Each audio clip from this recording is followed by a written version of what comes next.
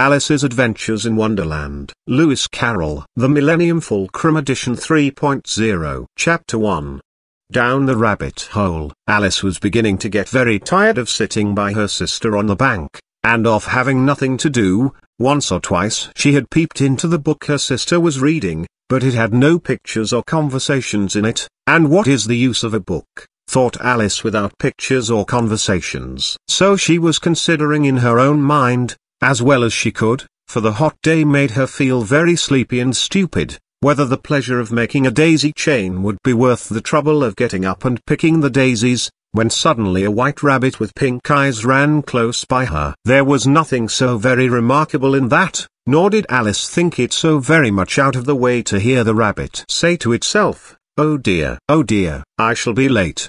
When she thought it over afterwards, it occurred to her that she ought to have wondered at this, but at the time it all seemed quite natural. But when the rabbit actually took a watch out of its waistcoat pocket, and looked at it, and then hurried on, Alice started to her feet, for it flashed across her mind that she had never before seen a rabbit with either a waistcoat pocket, or a watch to take out of it, and burning with curiosity, she ran across the field after it, and fortunately was just in time to see it pop down a large rabbit hole under the hedge. In another moment down went Alice after it, never once considering how in the world she was to get out again. The rabbit hole went straight on like a tunnel for some way, and then dipped suddenly down, so suddenly that Alice had not a moment to think about stopping herself before she found herself falling down a very deep well. Either the well was very deep, or she fell very slowly, for she had plenty of time as she went down to look about her and to wonder what was going to happen next. First, she tried to look down and make out what she was coming to, but it was too dark to see anything. Then she looked at the sides of the well, and noticed that they were filled with cupboards and bookshelves. Here and there she saw maps and pictures hung upon pegs. She took down a jar from one of the shelves as she passed. It was labeled orange marmalade, but to her great disappointment it was empty. She did not like to drop the jar for fear of killing somebody, so managed to put it into one of the cupboards as she fell past it. Well, thought Alice to herself, after such a fall as this, I shall think nothing of tumbling downstairs. How brave they'll all think me at home. Why, I wouldn't say anything about it, even if I fell off the top of the house. Which was very likely true. Down, down, down. Would the fall never come to an end? I wonder how many miles I've fallen by this time? She said aloud. I must be getting somewhere near the center of the earth. Let me see, that would be 4,000 miles down, I think. For, you see, Alice had learnt several things of this sort in her lessons in the schoolroom, and though this was not a very good opportunity for showing off her knowledge, as there was no one to listen to her, still it was good practice to say it over. Yes, that's about the right distance, but then I wonder what latitude or longitude I've got to. Alice had no idea what latitude was, or longitude either, but thought they were nice grand words to say. Presently she began again. I wonder if I shall fall right through the earth. How funny it'll seem to come out among the people that walk with their heads downward. The antipathies, I think. She was rather glad there was no one listening, this time, as it didn't sound at all the right word, but I shall have to ask them what the name of the country is, you know. Please, Ma'am, is this New Zealand or Australia? And she tried to curtsy as she spoke. Fancy curtsying as you're falling through the air. Do you think you could manage it? And what an ignorant little girl she'll think me for asking. No, it'll never do to ask. Perhaps I shall see it written up somewhere. Down, down, down. There was nothing else to do, so Alice soon began talking again. Dinah'll miss me very much tonight, I should think. Dinah was the cat. I hope they'll remember her saucer of milk at tea time. Dinah, my dear, I wish you were down here with me. There are no mice in the air, I'm afraid, but you might catch a bat, and that's very like a mouse, you know. But do cats eat bats, I wonder? And here Alice began to get rather sleepy, and went on saying to herself, in a dreamy sort of way, do cats eat bats? Do cats eat bats? And sometimes, do bats eat cats? For, you see, as she couldn't answer either question, It didn't much matter which way she put it. She felt that she was dozing off, and had just begun to dream that she was walking hand in hand with Dinah, and saying to her very earnestly, "Now, Dinah, tell me the truth, did you ever eat a bat?"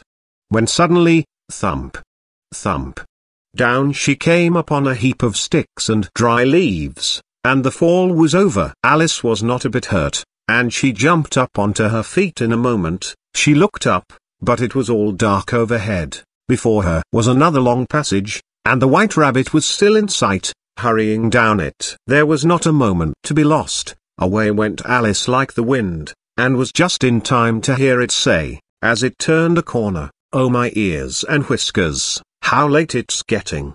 She was close behind it when she turned the corner, but the rabbit was no longer to be seen. She found herself in a long, low hall, which was lit up by a row of lamps hanging from the roof. There were doors all round the hall, but they were all locked, and when Alice had been all the way down one side and up the other, trying every door, she walked sadly down the middle, wondering how she was ever to get out again. Suddenly she came upon a little three-legged table, all made of solid glass. There was nothing on it except a tiny golden key, and Alice's first thought was that it might belong to one of the doors of the hall, but, alas!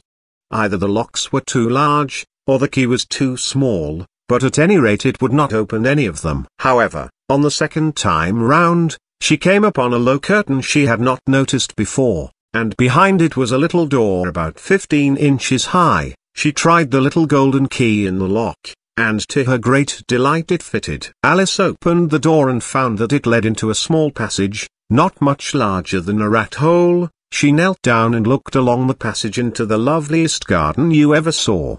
How she longed to get out of the dark hall, and wander about among those beds of bright flowers and those cool fountains, but she could not even get her head through the doorway, and even if my head would go through, thought poor Alice, it would be of very little use without my shoulders. Oh, how I wish I could shut up like a telescope. I think I could, if I only knew how to begin.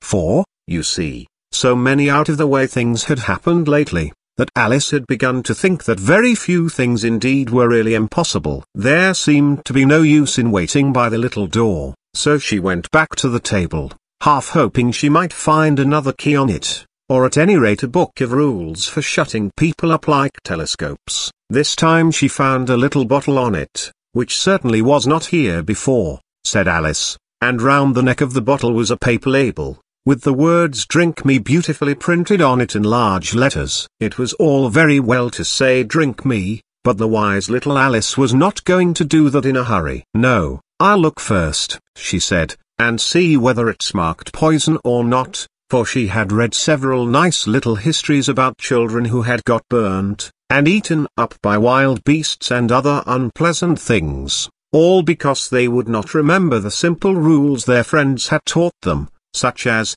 that a red-hot poker will burn you if you hold it too long, and that if you cut your finger very deeply with a knife, it usually bleeds, and she had never forgotten that, if you drink much from a bottle marked poison, it is almost certain to disagree with you, sooner or later. However, this bottle was not marked poison, so Alice ventured to taste it, and finding it very nice, it had, in fact, a sort of mixed flavor of cherry tart, custard, pineapple, roast turkey, toffee, and hot buttered toast. She very soon finished it off. "What a curious feeling," said Alice. "I must be shutting up like a telescope." And so it was indeed. She was now only 10 inches high, and her face brightened up at the thought that she was now the right size for going through the little door into that lovely garden. First, however, she waited for a few minutes to see if she was going to shrink any further. She felt a little nervous about this,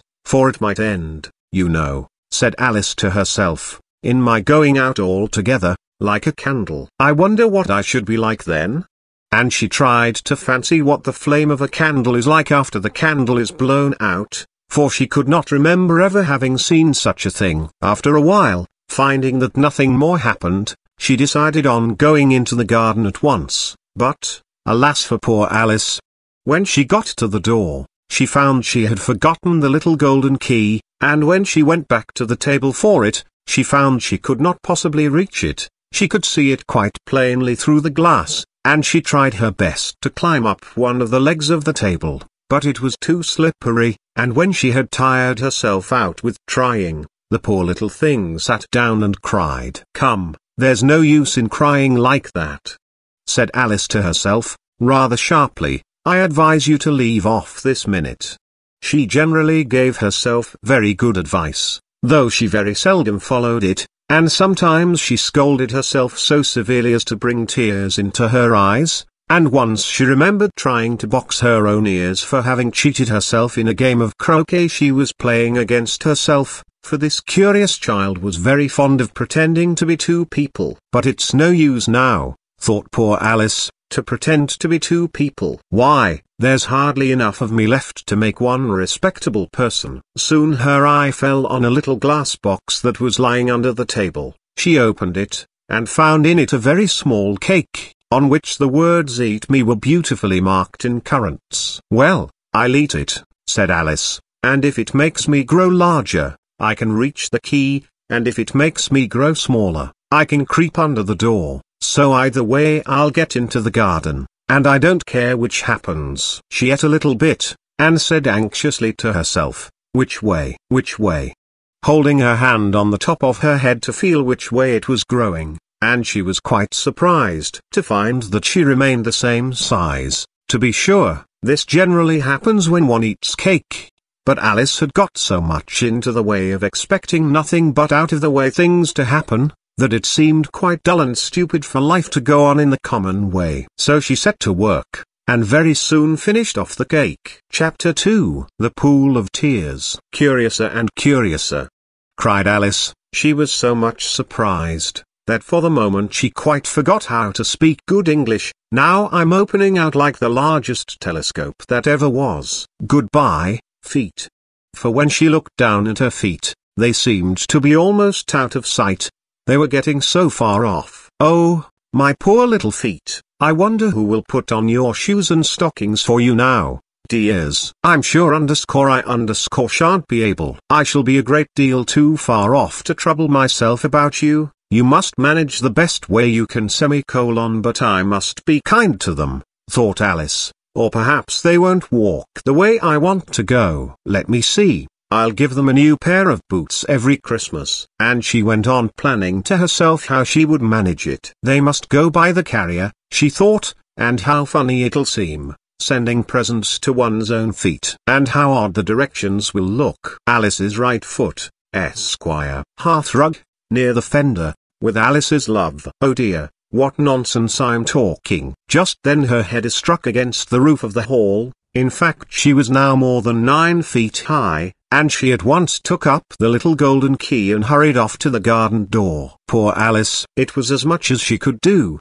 lying down on one side, to look through into the garden with one eye, but to get through was more helpless than ever. She sat down and began to cry again. "You ought to be ashamed of yourself," said Alice. "A great girl like you," she might well say this, "to go on crying in this way. Stop this moment, I tell you."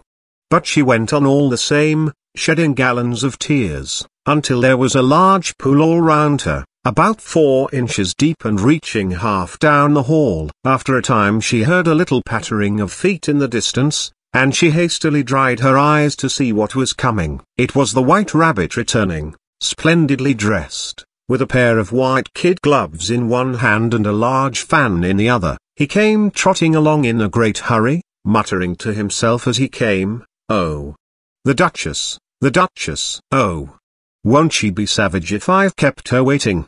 Alice felt so desperate that she was ready to ask help of anyone, so, when the rabbit came near her, she began, in a low, timid voice, "If you please, sir." The rabbit started violently, dropped the white kid gloves and the fan, and scurried away into the darkness as hard as he could go. Alice took up the fan and gloves, and, as the hall was very hot, she kept fanning herself all the time she went on talking. "Dear, dear, how queer everything is today. And yesterday things went on just as usual. I wonder if I've been changed in the night. Let me think. Was I the same when I got up this morning? I almost think I can remember feeling a little different. But if I'm not the same, the next question is, who in the world am I? Ah, that's the great puzzle.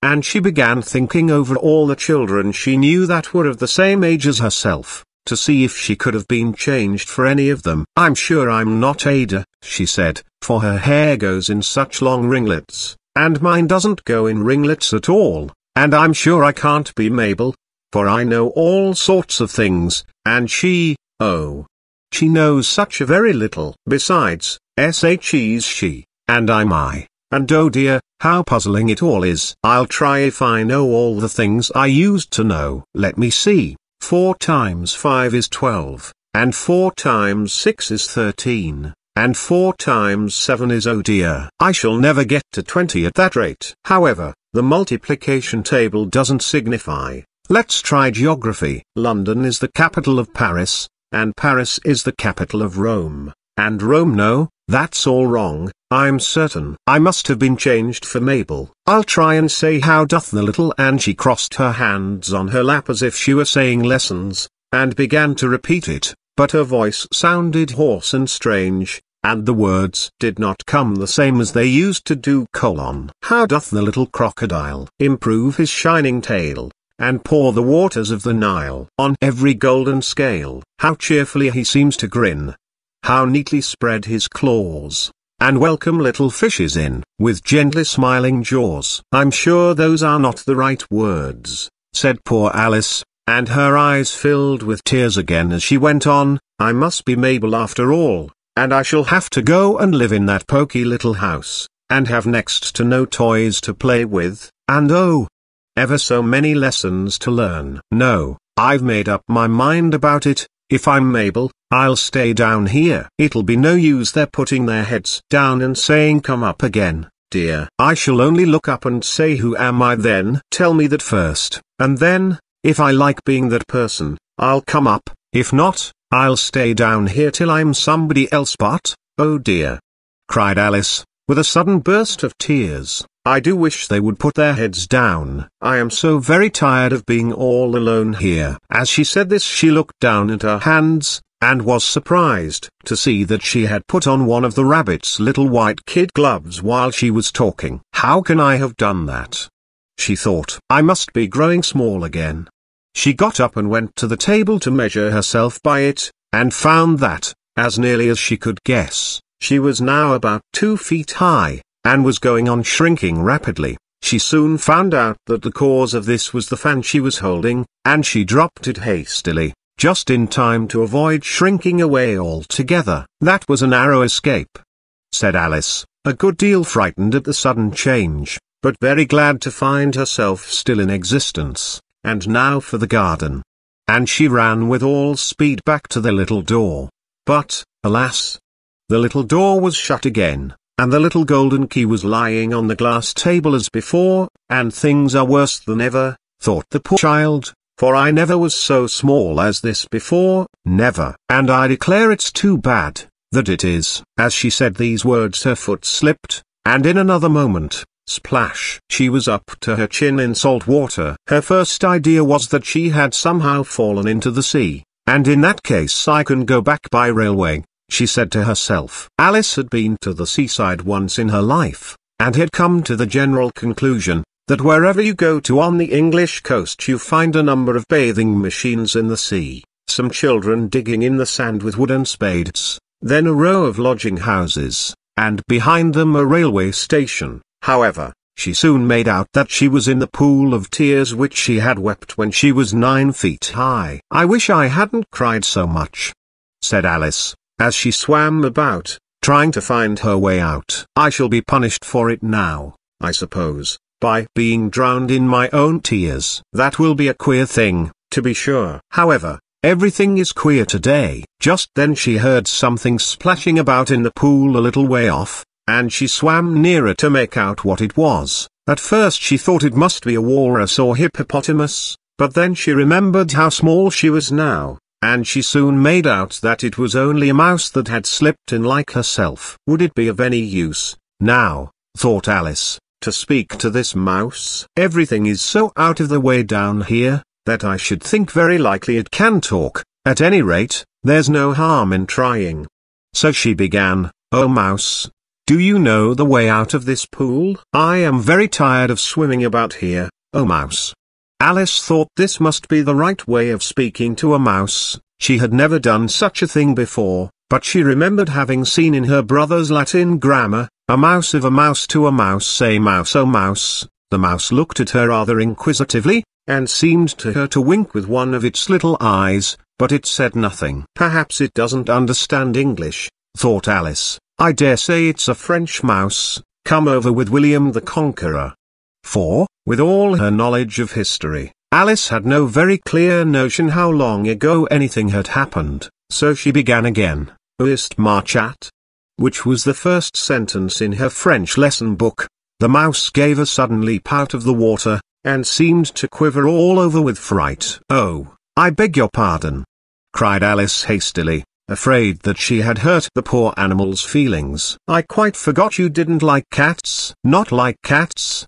cried the mouse, in a shrill, passionate voice. "Would you like cats if you were me?" "Well, perhaps not," said Alice in a soothing tone. "Don't be angry about it. And yet I wish I could show you our cat Dinah. I think you'd take a fancy to cats if you could only see her. She is such a dear quiet thing," Alice went on, half to herself, as she swam lazily about in the pool, "and she sits purring so nicely by the fire, licking her paws and washing her face, and she is such a nice soft thing to nurse, and she's such a capital one for catching mice." "Oh, I beg your pardon," cried Alice again, for this time the mouse was bristling all over, and she felt certain it must be really offended. "We won't talk about her any more if you'd rather not." "We indeed," cried the mouse, who was trembling down to the end of his tail. "As if I would talk on such a subject. Our family always hated cats. Nasty, low, vulgar things." "Don't let me hear the name again." "I won't indeed,"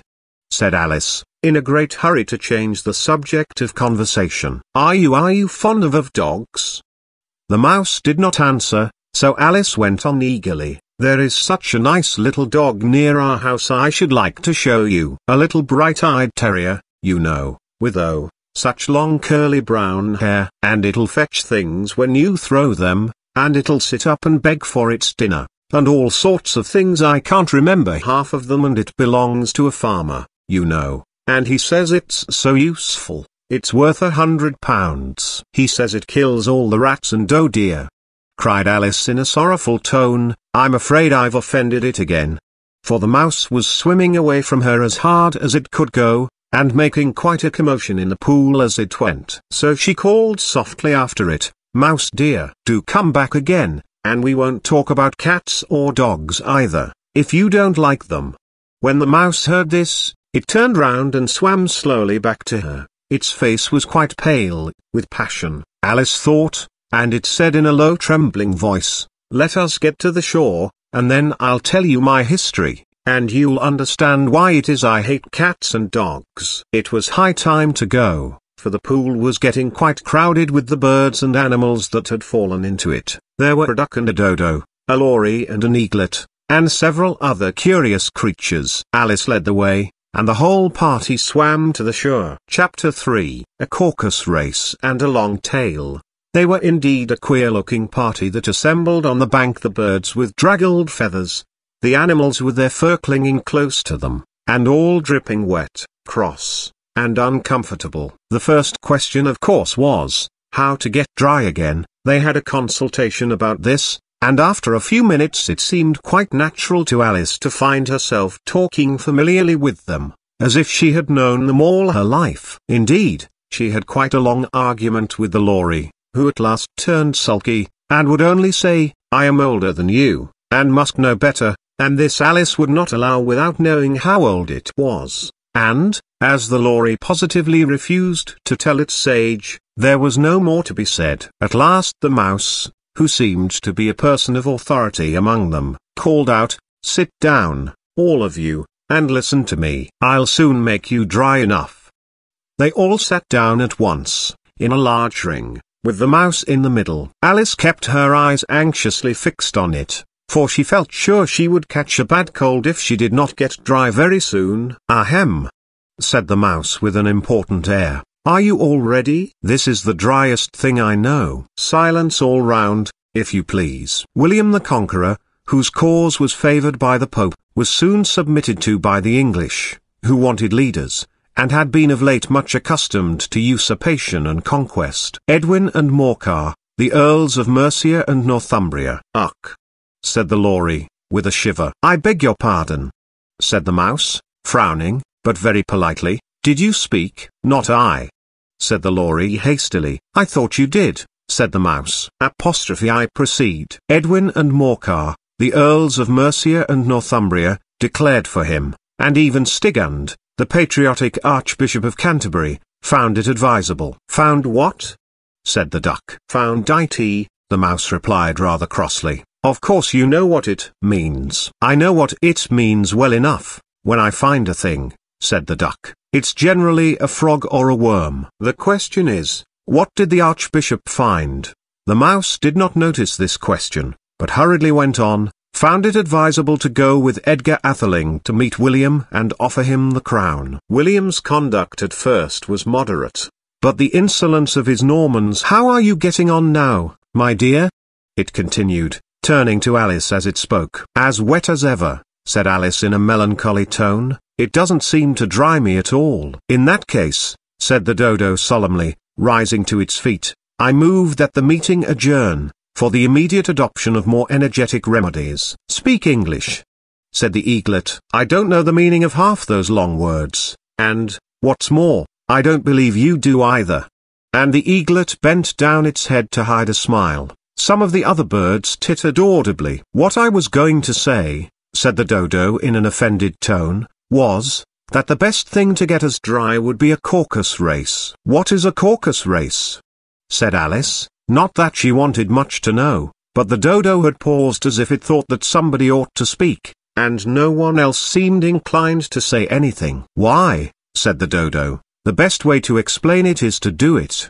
And, as you might like to try the thing yourself, some winter day, I will tell you how the dodo managed it. First it marked out a race course, in a sort of circle. The exact shape doesn't matter, it said, and then all the party were placed along the course, here and there. There was no 1, 2, 3, and away, but they began running when they liked, and left off when they liked, so that it was not easy to know when the race was over. However, when they had been running half an hour or so, and were quite dry again, the dodo suddenly called out, "The race is over." And they all crowded round it, panting, and asking, "But who has won?" This question the dodo could not answer without a great deal of thought, and it sat for a long time with one finger pressed upon its forehead, the position in which you usually see Shakespeare, in the pictures of him, while the rest waited in silence. At last the dodo said, "Everybody has won, and all must have prizes." "But who is to give the prizes?" quite a chorus of voices asked. "Why, S.H.E., of course," said the dodo, pointing to Alice with one finger, and the whole party at once crowded round her, calling out in a confused way, "Prizes, prizes." Alice had no idea what to do, and in despair she put her hand in her pocket, and pulled out a box of comfits. Luckily the salt water had not got into it, and handed them round as prizes. There was exactly 1 apiece all round. "But she must have a prize herself, you know," said the mouse. "Of course," the dodo replied very gravely. "What else have you got in your pocket?"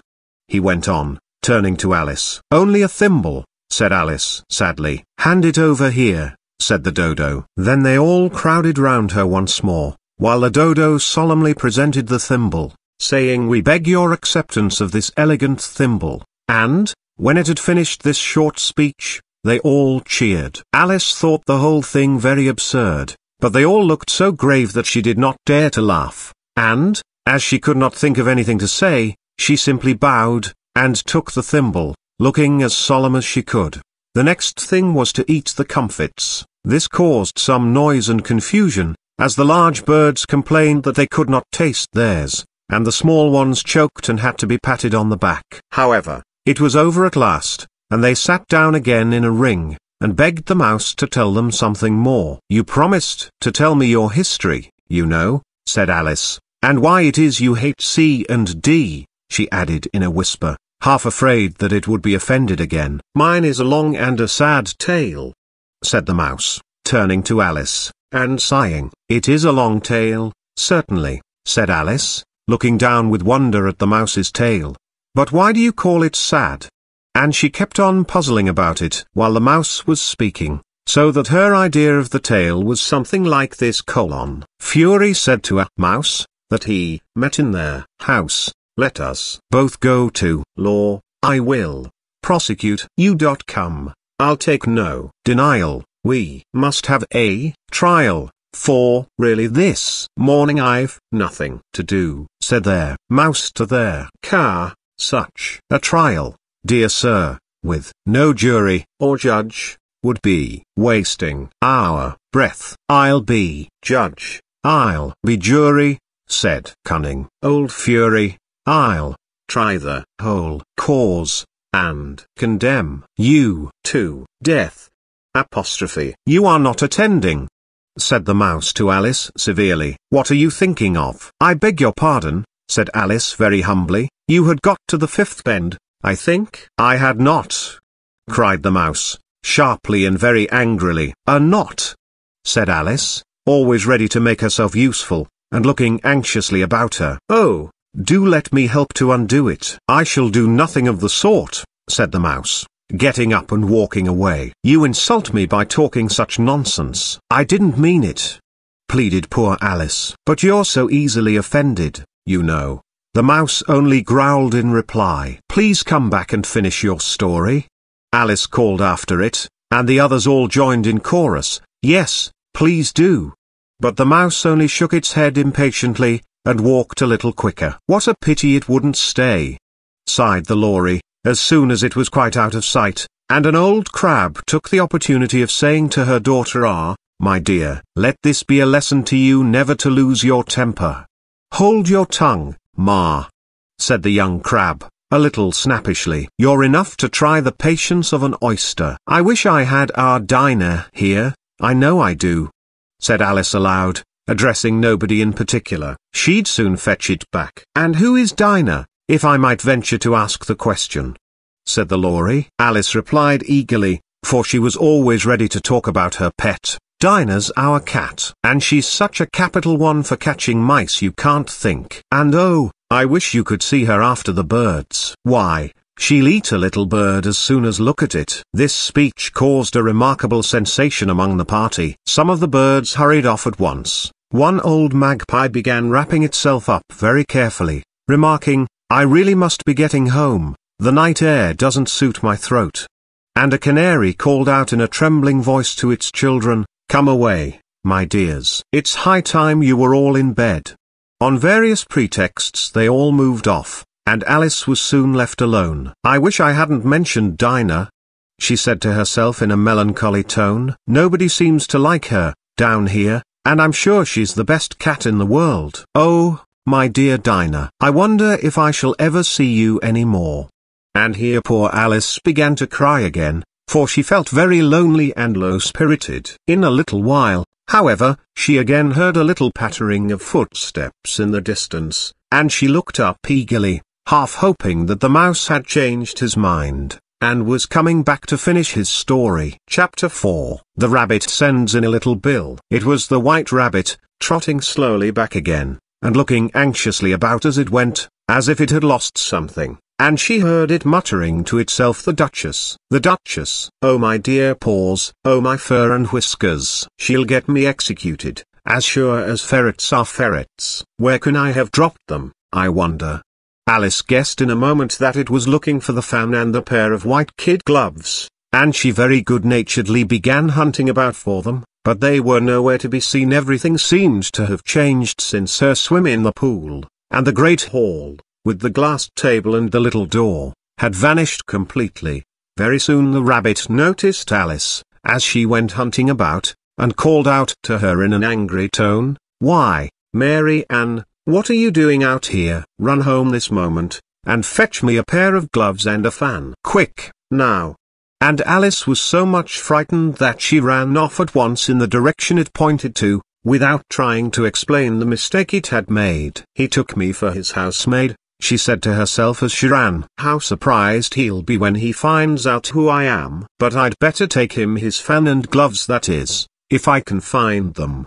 As she said this, she came upon a neat little house, on the door of which was a bright brass plate with the name W. Rabbit engraved upon it. She went in without knocking, and hurried upstairs, in great fear lest she should meet the real Mary Ann, and be turned out of the house before she had found the fan and gloves. "How queer it seems," Alice said to herself, "to be going messages for a rabbit. I suppose Dinah'll be sending me on messages next."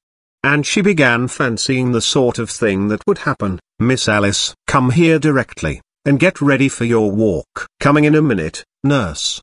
But I've got to see that the mouse doesn't get out." "Only I don't think," Alice went on, "that they'd let Dinah stop in the house if it began ordering people about like that." By this time she had found her way into a tidy little room with a table in the window, and on it, as she had hoped, a fan and 2 or 3 pairs of tiny white kid gloves. She took up the fan and a pair of the gloves, and was just going to leave the room, when her eye fell upon a little bottle that stood near the looking-glass. There was no label this time with the words "Drink Me," but nevertheless she uncorked it and put it to her lips. "I know something interesting is sure to happen," she said to herself, "whenever I eat or drink anything, so I'll just see what this bottle does. I do hope it'll make me grow large again, for really I'm quite tired of being such a tiny little thing." It did so indeed, and much sooner than she had expected. Before she had drunk half the bottle, she found her head pressing against the ceiling,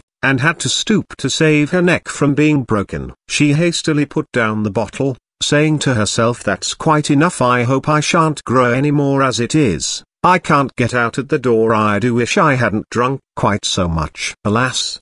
It was too late to wish that. She went on growing, and very soon had to kneel down on the floor. In another minute there was not even room for this, and she tried the effect of lying down with one elbow against the door, and the other arm curled round her head. Still she went on growing, and, as a last resource, she put one arm out of the window, and one foot up the chimney, and said to herself, "Now I can do no more. Whatever happens, what will become of me?" Luckily for Alice, the little magic bottle had now had its full effect, and she grew no larger. Still it was very uncomfortable, and, as there seemed to be no sort of chance of her ever getting out of the room again, no wonder she felt unhappy. It was much pleasanter at home, thought poor Alice, when one wasn't always growing larger and smaller, and being ordered about by mice and rabbits. "I almost wish I hadn't gone down that rabbit hole, and yet it's rather curious,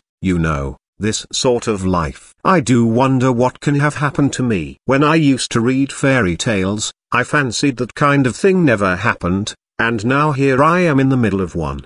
There ought to be a book written about me, that there ought. And when I grow up, I'll write one, but I'm grown up now," she added in a sorrowful tone. "At least there's no room to grow up any more here." But then, thought Alice, shall I never get any older than I am now? That'll be a comfort. One way never to be an old woman, but then always to have lessons to learn. Oh, I shouldn't like that. Oh, you foolish Alice, she answered herself. How can you learn lessons in here? Why, there's hardly room for you, and no room at all for any lesson books. And so she went on, taking first one side and then the other, and making quite a conversation of it all together, but after a few minutes she heard a voice outside, and stopped to listen. Mary Ann, said the voice, fetch me my gloves this moment.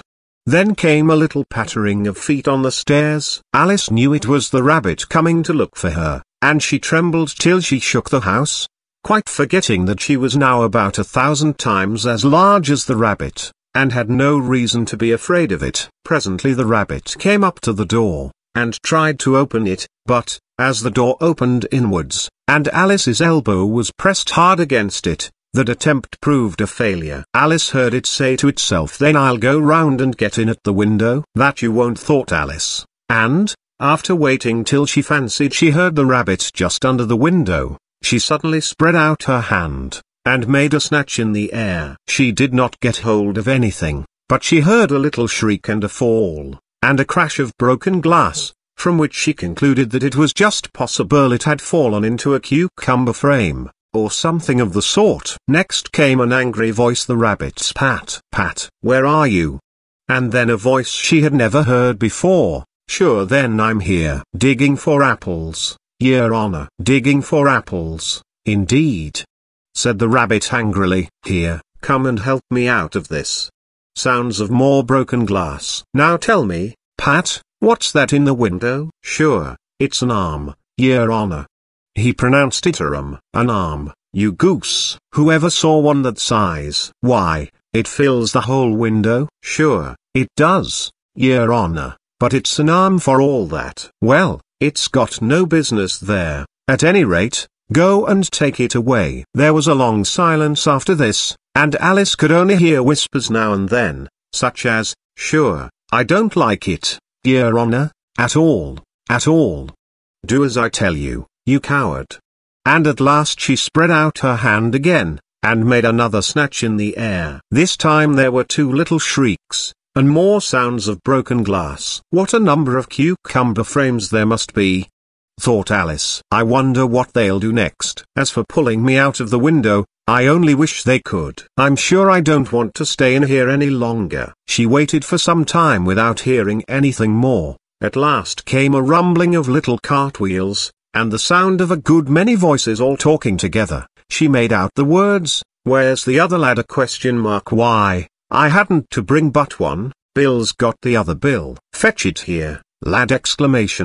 "Here, put 'em up at this corner." "No, tie 'em together first. They don't reach half high enough yet." "Oh, they'll do well enough. Don't be particular here, Bill. Catch hold of this rope." "Will the roof bear?" "Mind that loose slate. Oh, it's coming down." Heads below. A loud crash now. "Who did that?" "It was Bill, I fancy." "Who's to go down the chimney?" "Nay, I shan't." "You do it!" "That I won't." Then "Bill's to go down here, Bill. The master says you're to go down the chimney." "Oh, so Bill's got to come down the chimney, has he?"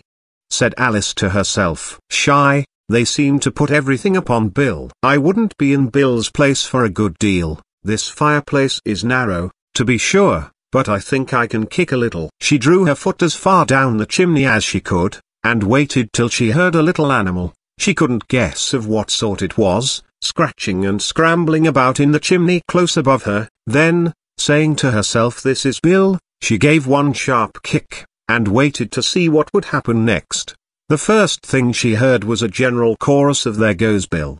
Then the rabbit's voice along, "Catch him, you by the hedge." Then silence, and then another confusion of voices, "Hold up his head, Brandy, now don't choke him." "How was it, old fellow?" "What happened to you? Tell us all about it." Last came a little feeble, squeaking voice. "That's Bill," thought Alice. "Well, I hardly know no more, thank ye. I'm better now, but I'm a deal too flustered to tell you. All I know is, something comes at me like a jack-in-the-box, and up I goes like a skyrocket." "So you did, old fellow," said the others. "We must burn the house down," said the rabbit's voice, and Alice called out as loud as she could, "If you do, I'll set Dinah at you." There was a dead silence instantly, and Alice thought to herself, "I wonder what they will do next." If they had any sense, they'd take the roof off. After a minute or two, they began moving about again, and Alice heard the rabbit say, "A barrow full will do, to begin with." "A barrow full of what?"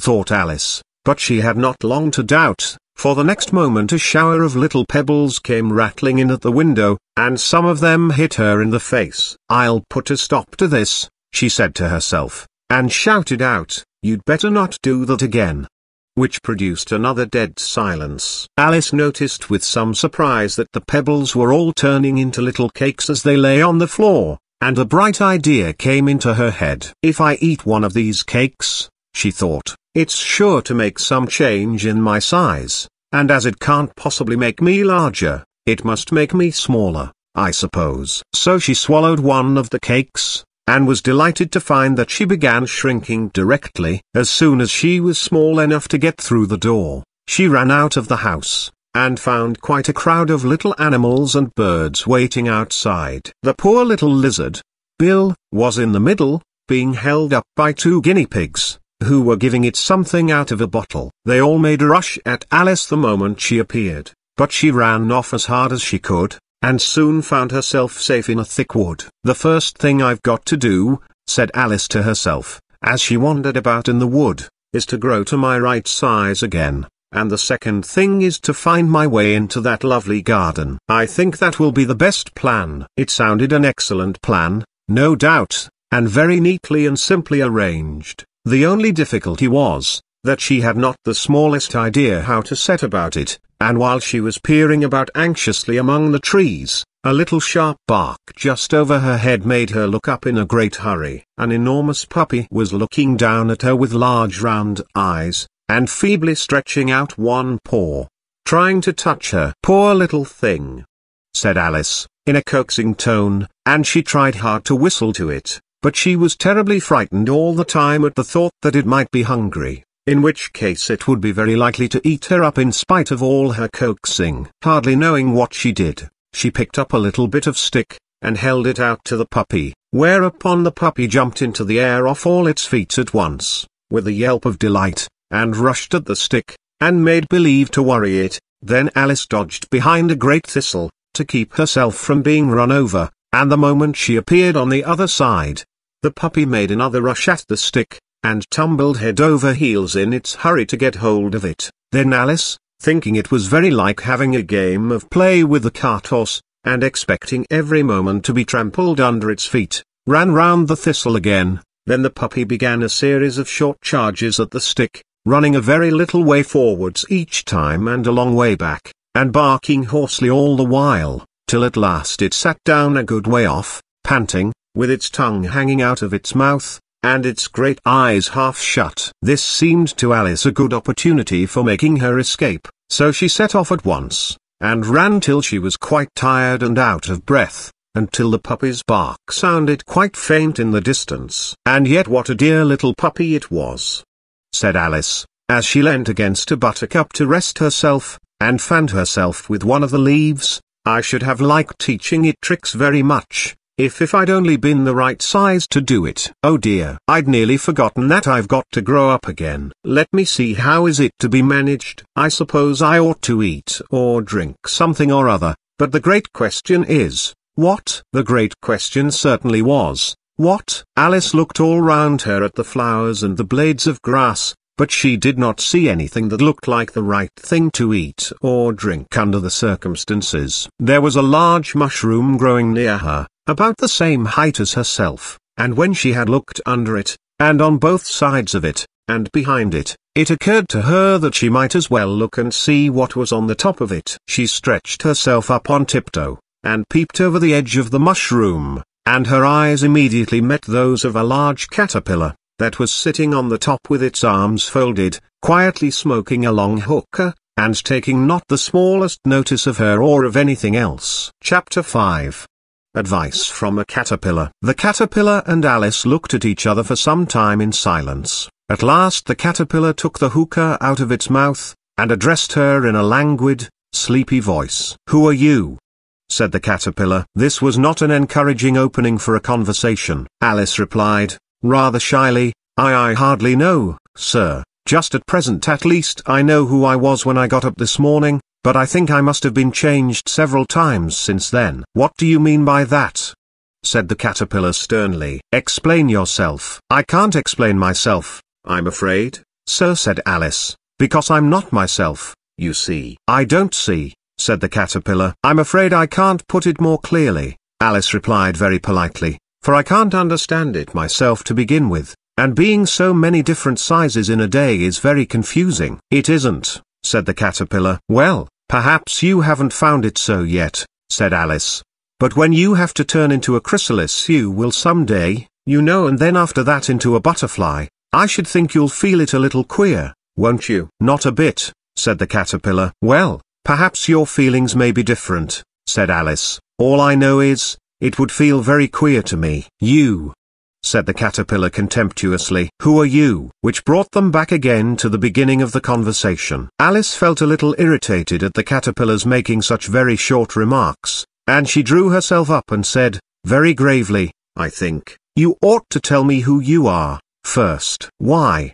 said the caterpillar. Here was another puzzling question, and as Alice could not think of any good reason, and as the caterpillar seemed to be in a very unpleasant state of mind, she turned away. "Come back," the caterpillar called after her. "I've something important to say." This sounded promising, certainly. Alice turned and came back again. "Keep your temper," said the caterpillar. "Is that all?" said Alice, swallowing down her anger as well as she could. "No," said the caterpillar. Alice thought she might as well wait, as she had nothing else to do, and perhaps after all it might tell her something worth hearing. For some minutes it puffed away without speaking, but at last it unfolded its arms, took the hookah out of its mouth again, and said, "So you think you're changed, do you?" "I'm afraid I am, sir," said Alice. "I can't remember things as I used, and I don't keep the same size for 10 minutes together." "Can't remember what things?" said the caterpillar. "Well, I've tried to say how doth the little busy bee, but it all came different."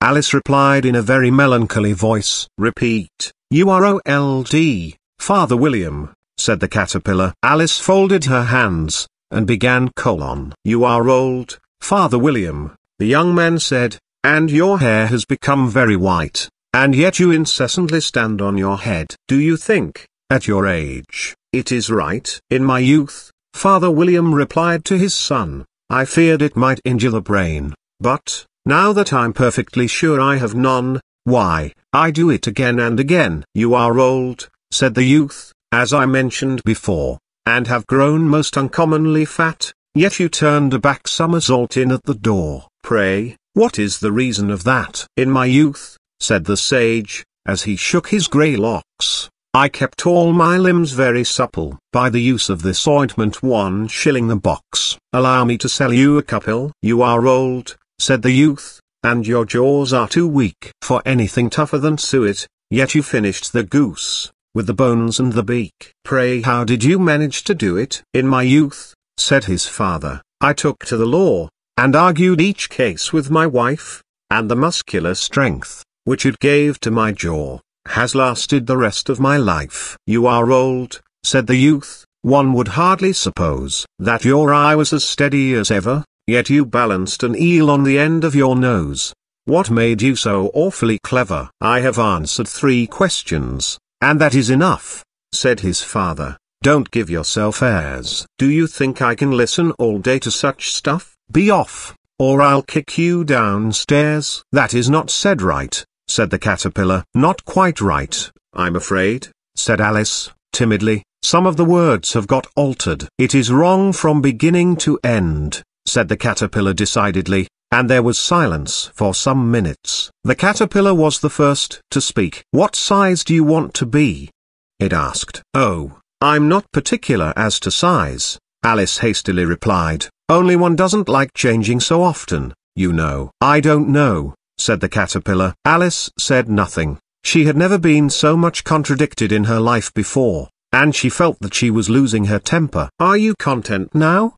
said the caterpillar. "Well, I should like to be a little larger, sir, if you wouldn't mind," said Alice. 3 inches is such a wretched height to be." "It is a very good height indeed," said the caterpillar angrily, rearing itself upright as it spoke. It was exactly 3 inches high. "But I'm not used to it," pleaded poor Alice in a piteous tone. And she thought of herself, "I wish the creatures wouldn't be so easily offended." "You'll get used to it in time," said the caterpillar, and it put the hookah into its mouth and began smoking again. This time Alice waited patiently until it chose to speak again. In a minute or two the caterpillar took the hookah out of its mouth and yawned once or twice, and shook itself. Then it got down off the mushroom, and crawled away in the grass, merely remarking as it went, "One side will make you grow taller, and the other side will make you grow shorter." "One side of what?" "The other side of what?"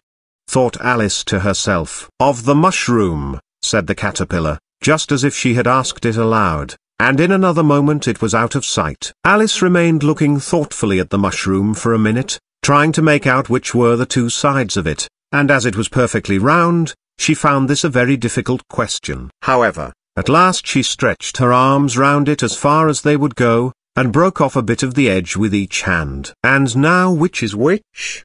she said to herself, and nibbled a little of the right hand bit to try the effect. The next moment she felt a violent blow underneath her chin. It had struck her foot. She was a good deal frightened by this very sudden change, but she felt that there was no time to be lost, as she was shrinking rapidly, so she set to work at once to eat some of the other bit. Her chin was pressed so closely against her foot, that there was hardly room to open her mouth, but she did it at last, and managed to swallow a morsel of the left-hand bit. "Come, my head's free at last," said Alice in a tone of delight, which changed into alarm in another moment, when she found that her shoulders were nowhere to be found. All she could see, when she looked down, was an immense length of neck, which seemed to rise like a stalk out of a sea of green leaves that lay far below her. "What can all that green stuff be?" said Alice. "And where have my shoulders got to? And oh, my poor hands, how is it I can't see you?" She was moving them about as she spoke, but no result seemed to follow, except a little shaking among the distant green leaves. As there seemed to be no chance of getting her hands up to her head, she tried to get her head down to them, and was delighted to find that her neck would bend about easily in any direction, like a serpent. She had just succeeded in curving it down into a graceful zigzag, and was going to dive in among the leaves, which she found to be nothing but the tops of the trees under which she had been wandering, when a sharp hiss made her draw back in a hurry. A large pigeon had flown into her face, and was beating her violently with its wings. "Serpent!" screamed the pigeon. "I'm not a serpent," said Alice indignantly. "Let me alone." "Serpent, I say again," repeated the pigeon, but in a more subdued tone, and added with a kind of sob, "I've tried every way, and nothing seems to suit them." "I haven't the least idea what you're talking about," said Alice. "I've tried the roots of trees, and I've tried banks, and I've tried hedges," the pigeon went on, without attending to her, "but those serpents, there's no pleasing them." Alice was more and more puzzled, but she thought there was no use in saying anything more till the pigeon had finished. "As if it wasn't trouble enough hatching the eggs," said the pigeon, "but I must be on the lookout for serpents night and day. Why, I haven't had a wink of sleep these 3 weeks." "I'm very sorry you've been annoyed," said Alice, who was beginning to see its meaning. "And just as I'd taken the highest tree in the wood," continued the pigeon, raising its voice to a shriek, "and just as I was thinking I should be free of them at last, they must needs come wriggling down from the sky." "Ugh, serpent!" "But I'm not a serpent, I tell you," said Alice. I may. "Well, what are you?"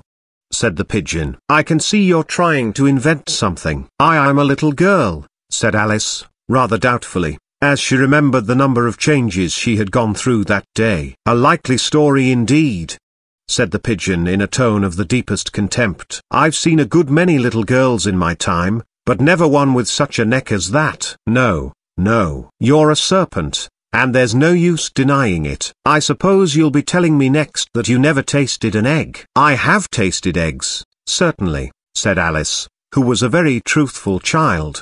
"But little girls eat eggs quite as much as serpents do, you know." "I don't believe it," said the pigeon, "but if they do, why then they're a kind of serpent, that's all I can say." This was such a new idea to Alice, that she was quite silent for a minute or two, which gave the pigeon the opportunity of adding, "You're looking for eggs, I know that well enough, and what does it matter to me whether you're a little girl or a serpent?" "It matters a good deal to me," said Alice hastily, "but I'm not looking for eggs, as it happens, and if I was, I shouldn't want yours. I don't like them raw." "Well, be off, then," said the pigeon in a sulky tone, as it settled down again into its nest. Alice crouched down among the trees as well as she could, for her neck kept getting entangled among the branches, and every now and then she had to stop and untwist it. After a while she remembered that she still held the pieces of mushroom in her hands, and she set to work very carefully,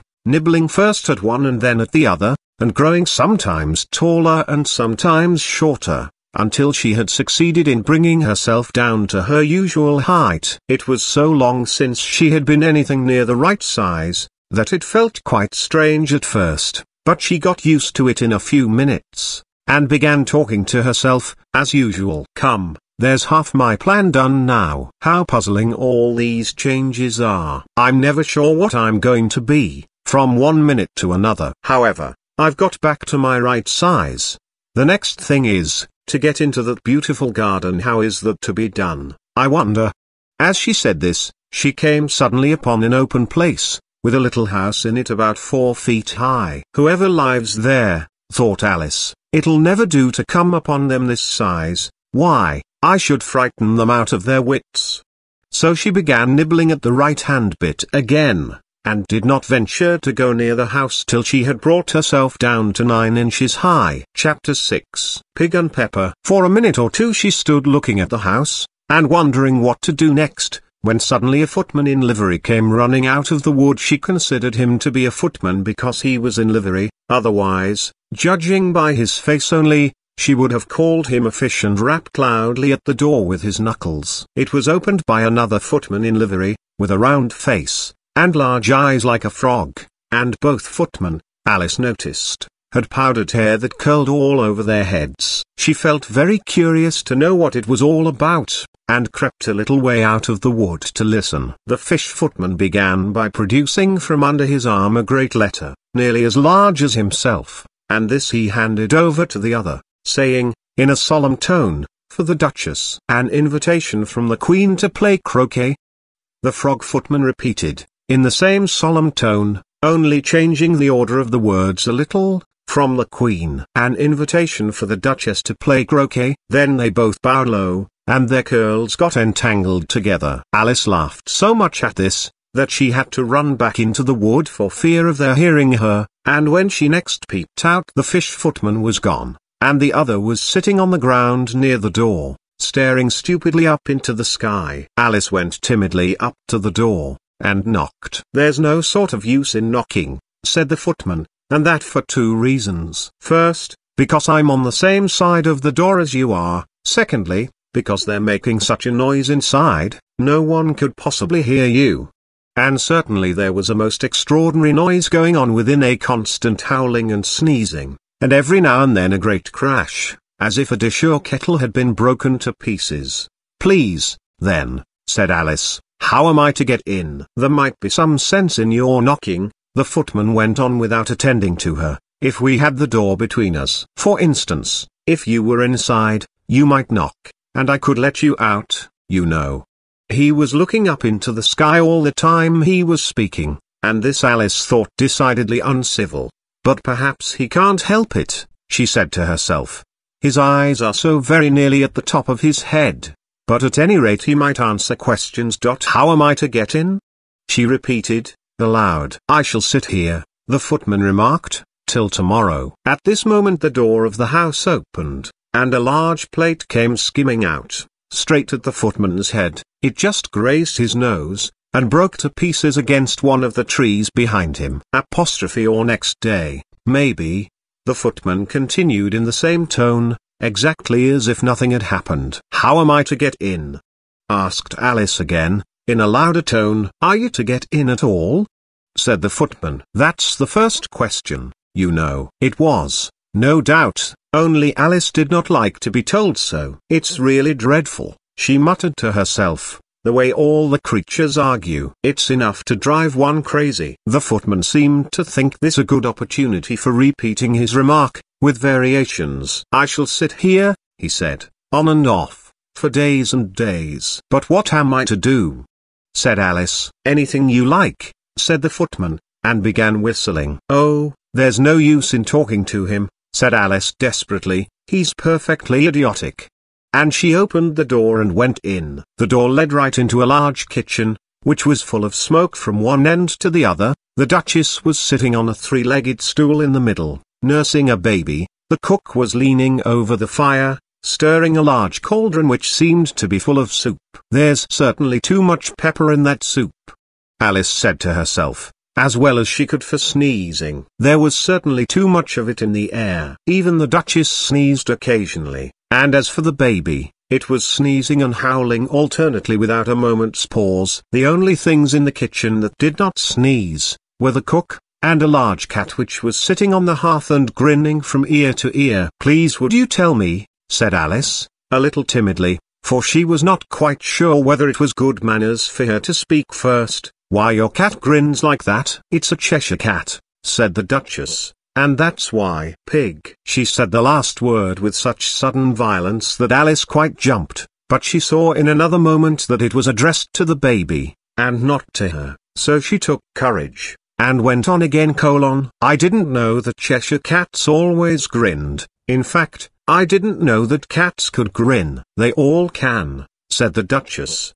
"and most of them do." "I don't know of any that do," Alice said very politely, feeling quite pleased to have got into a conversation. "You don't know much," said the Duchess, "and that's a fact." Alice did not at all like the tone of this remark, and thought it would be as well to introduce some other subject of conversation. While she was trying to fix on one, the cook took the cauldron of soup off the fire, and at once set to work throwing everything within her reach at the Duchess and the baby. The fire irons came first, then followed a shower of saucepans, plates, and dishes. The Duchess took no notice of them even when they hit her, and the baby was howling so much already that it was quite impossible to say whether the blows hurt it or not. "Oh, please mind what you're doing," cried Alice, jumping up and down in an agony of terror. "Oh, there goes his precious nose," as an unusually large saucepan flew close by it, and very nearly carried it off. "If everybody minded their own business,"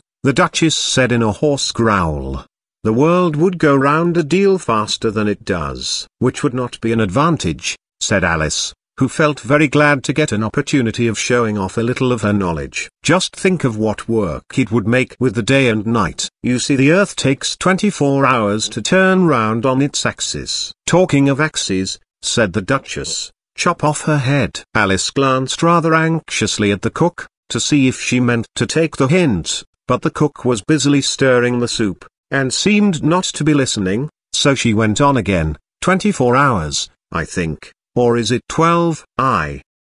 "Oh, don't bother me," said the Duchess, "I never could abide figures." And with that she began nursing her child again, singing a sort of lullaby to it as she did so, and giving it a violent shake at the end of every line. "Speak roughly to your little boy, and beat him when he sneezes. He only does it to annoy, because he knows it teases." Chorus, in which the cook and the baby joined. Wow! Wow! Wow! While the Duchess sang the second verse of the song, she kept tossing the baby violently up and down, and the poor little thing howled so, that Alice could hardly hear the words: "I speak severely to my boy, I beat him when he sneezes, for he can thoroughly enjoy the pepper when he pleases." Chorus. Wow! Wow! Wow! Here. You may nurse it a bit, if you like, the Duchess said to Alice, flinging the baby at her as she spoke. "I must go and get ready to play croquet with the Queen," and she hurried out of the room. The cook threw a frying pan after her as she went out, but it just missed her. Alice caught the baby with some difficulty, as it was a queer-shaped little creature, and held out its arms and legs in all directions, just like a starfish, thought Alice. The poor little thing was snorting like a steam engine when she caught it, and kept doubling itself up and straightening itself out again, so that altogether, for the first minute or two, it was as much as she could do to hold it. As soon as she had made out the proper way of nursing it, which was to twist it up into a sort of knot, and then keep tight hold of its right ear and left foot, so as to prevent its undoing itself, she carried it out into the open air. "If I don't take this child away with me," thought Alice, "they're sure to kill it in a day or two. Wouldn't it be murder to leave it behind?" She said the last words out loud, and the little thing grunted in reply. It had left off sneezing by this time. "Don't grunt," said Alice, "that's not at all the proper way of expressing yourself." The baby grunted again, and Alice looked very anxiously into its face to see what was the matter with it. There could be no doubt that it had a very turn-up nose, much more like a snout than a real nose. Also its eyes were getting extremely small for a baby. Altogether Alice did not like the look of the thing at all.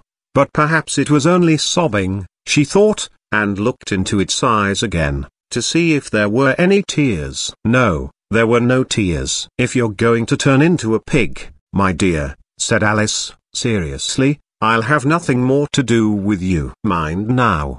The poor little thing sobbed again, or grunted, it was impossible to say which, and they went on for some while in silence. Alice was just beginning to think to herself, "Now, what am I to do with this creature when I get it home?"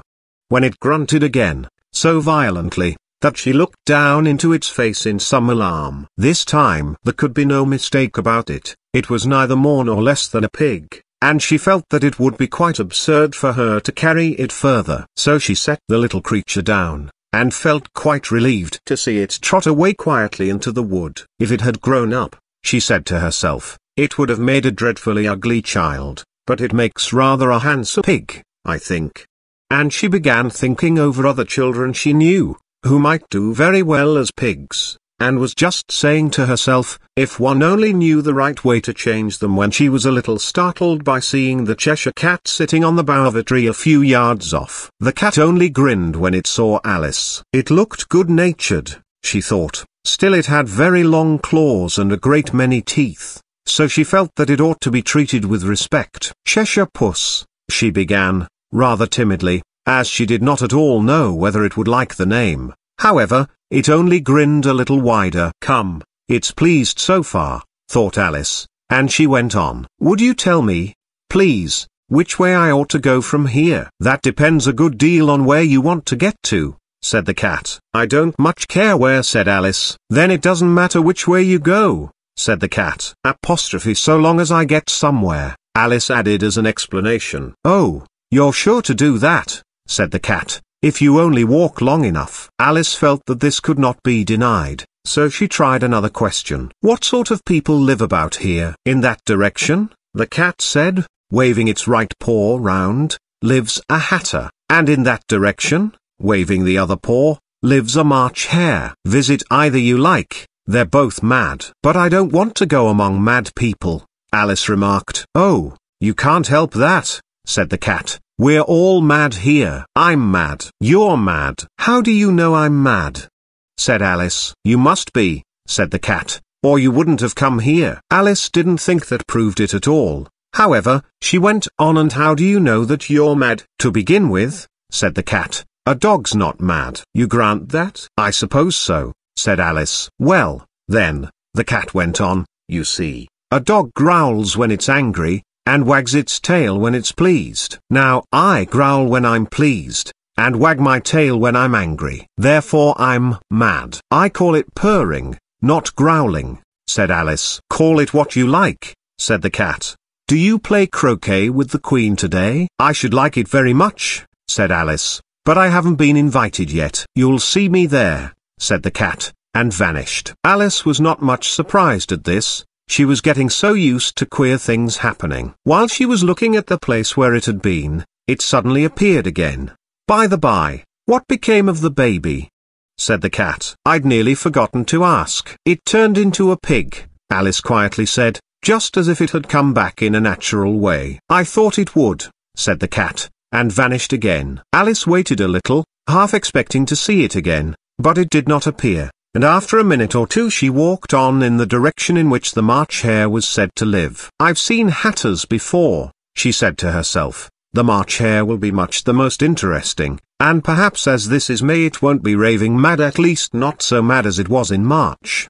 As she said this, she looked up, and there was the cat again, sitting on the branch of a tree. "Did you say pig, or fig?"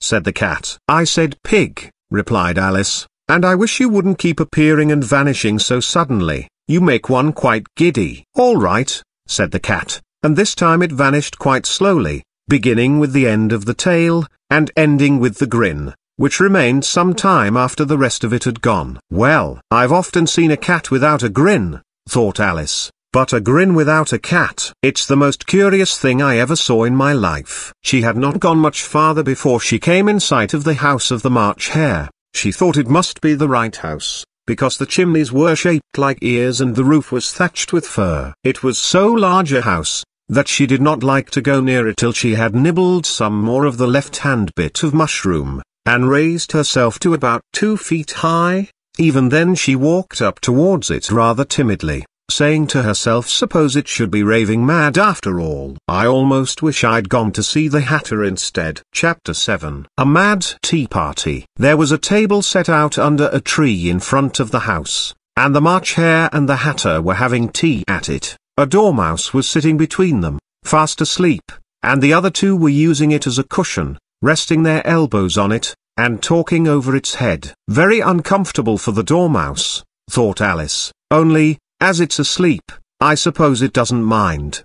The table was a large one, but the three were all crowded together at one corner of it. No room, no room. They cried out when they saw Alice coming. There's plenty of room, said Alice indignantly, and she sat down in a large armchair at one end of the table. Have some wine, the March Hare said in an encouraging tone. Alice looked all round the table, but there was nothing on it but tea. I don't see any wine, she remarked. There isn't any, said the March Hare. Then it wasn't very civil of you to offer it, said Alice angrily. It wasn't very civil of you to sit down without being invited, said the March Hare. I didn't know it was your table, said Alice. It's laid for a great many more than three. Your hair wants cutting, said the Hatter. He had been looking at Alice for some time with great curiosity, and this was his first speech. You should learn not to make personal remarks, Alice said with some severity. It's very rude. The Hatter opened his eyes very wide on hearing this, but all he said was, why is a raven like a writing desk? Come, we shall have some fun now, thought Alice. I'm glad they've begun asking riddles.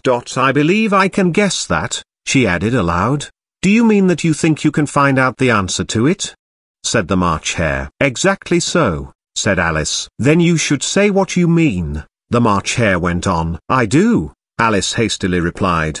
At least I mean what I say. That's the same thing, you know. Not the same thing a bit, said the Hatter. You might just as well say that I see what I eat is the same thing as I eat what I see. You might just as well say, added the March Hare, that I like what I get is the same thing as I get what I like. You might just as well say, added the Dormouse, who seemed to be talking in his sleep, that I breathe when I sleep is the same thing as I sleep when I breathe. It is the same thing with you, said the Hatter, and here the conversation dropped, and the party sat silent for a minute, while Alice thought over all she could remember about ravens and writing desks, which wasn't much. The Hatter was the first to break the silence. What day of the month is it?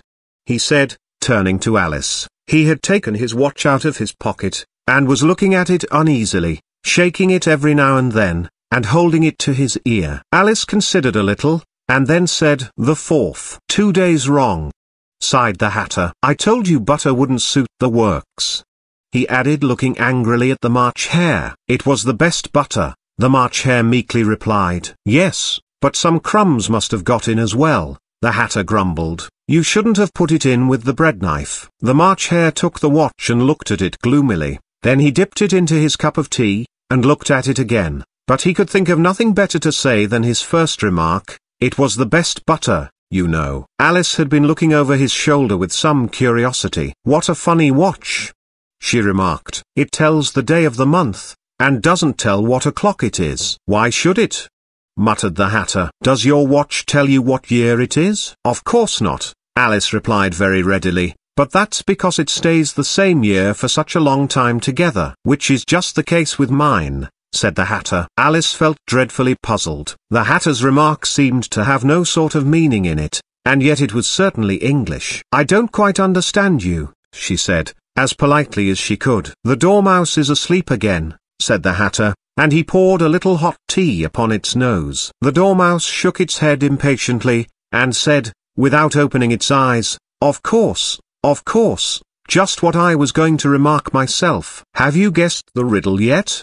The Hatter said, turning to Alice again. No, I give it up, Alice replied. What's the answer? I haven't the slightest idea, said the Hatter. Nor I, said the March Hare. Alice sighed wearily. I think you might do something better with the time, she said, than waste it in asking riddles that have no answers. If you knew time as well as I do, said the Hatter, you wouldn't talk about wasting it. It's him. I don't know what you mean, said Alice. Of course you don't, the Hatter said, tossing his head contemptuously. "I dare say you never even spoke to time." "Perhaps not," Alice cautiously replied, "but I know I have to beat time when I learn music." "Ah, that accounts for it," said the Hatter. "He won't stand beating." "Now, if you only kept on good terms with him, he'd do almost anything you liked with the clock. For instance, suppose it were 9 o'clock in the morning, just time to begin lessons. You'd only have to whisper a hint to time,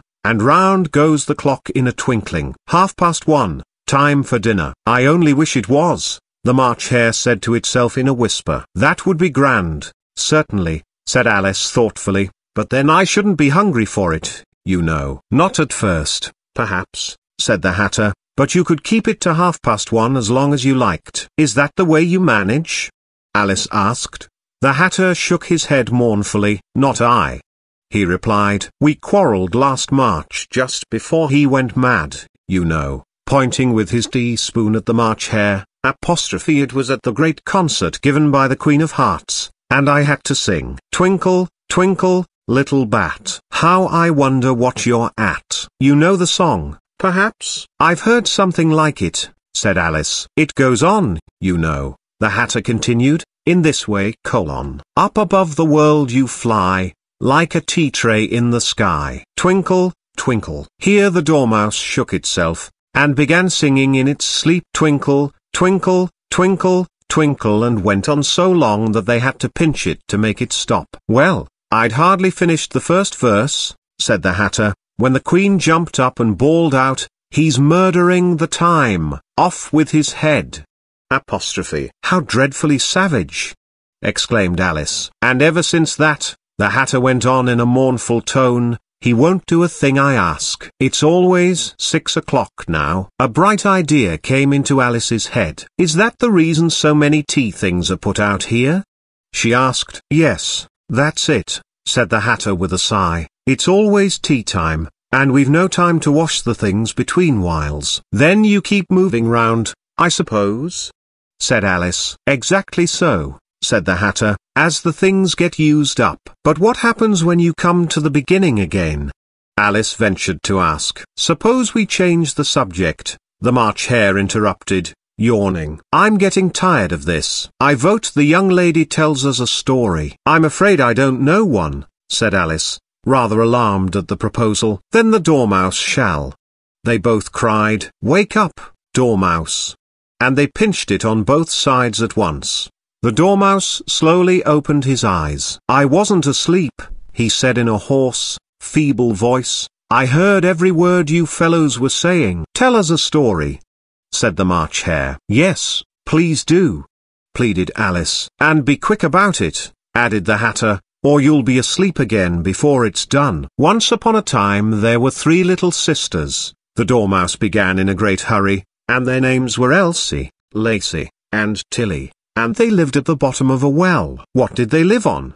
said Alice, who always took a great interest in questions of eating and drinking. "They lived on treacle," said the Dormouse, after thinking a minute or two. "They couldn't have done that, you know," Alice gently remarked. "They'd have been ill." "So they were," said the Dormouse, "very ill." Alice tried to fancy to herself what such an extraordinary ways of living would be like, but it puzzled her too much, so she went on. "But why did they live at the bottom of a well?" "Take some more tea," the March Hare said to Alice, very earnestly. "I've had nothing yet," Alice replied in an offended tone, "so I can't take more." "You mean you can't take less," said the Hatter. "It's very easy to take more than nothing." "Nobody asked your opinion," said Alice. "Who's making personal remarks now?" the Hatter asked triumphantly. Alice did not quite know what to say to this, so she helped herself to some tea and bread and butter, and then turned to the Dormouse, and repeated her question. "Why did they live at the bottom of a well?" The Dormouse again took a minute or two to think about it, and then said, "It was a treacle well." "There's no such thing." Alice was beginning very angrily, but the Hatter and the March Hare went sh. And the Dormouse sulkily remarked, "If you can't be civil, you'd better finish the story for yourself." "No, please go on," Alice said very humbly. "I won't interrupt again." "I dare say there may be one." "One, indeed," said the Dormouse indignantly. "However, he consented to go on. And so these three little sisters, they were learning to draw, you know. What did they draw? Said Alice, quite forgetting her promise. Treacle, said the Dormouse, without considering at all this time. I want a clean cup, interrupted the Hatter. Let's all move one place on. He moved on as he spoke, and the Dormouse followed him. The March Hare moved into the Dormouse's place, and Alice rather unwillingly took the place of the March Hare. The Hatter was the only one who got any advantage from the change, and Alice was a good deal worse off than before, as the March Hare had just upset the milk jug into his plate. Alice did not wish to offend the Dormouse again, so she began very cautiously. But I don't understand. Where did they draw the treacle from? You can draw water out of a water well, said the Hatter, so I should think you could draw treacle out of a treacle well, eh, stupid? But they were in the well, Alice said to the Dormouse, not choosing to notice this last remark. Of course they were, said the Dormouse, apostrophe well in. This answer so confused poor Alice, that she let the Dormouse go on for some time without interrupting it. They were learning to draw, the Dormouse went on, yawning and rubbing its eyes, for it was getting very sleepy, and they drew all manner of things, everything that begins with an M. Why with an M? Said Alice. Why not? Said the March Hare. Alice was silent.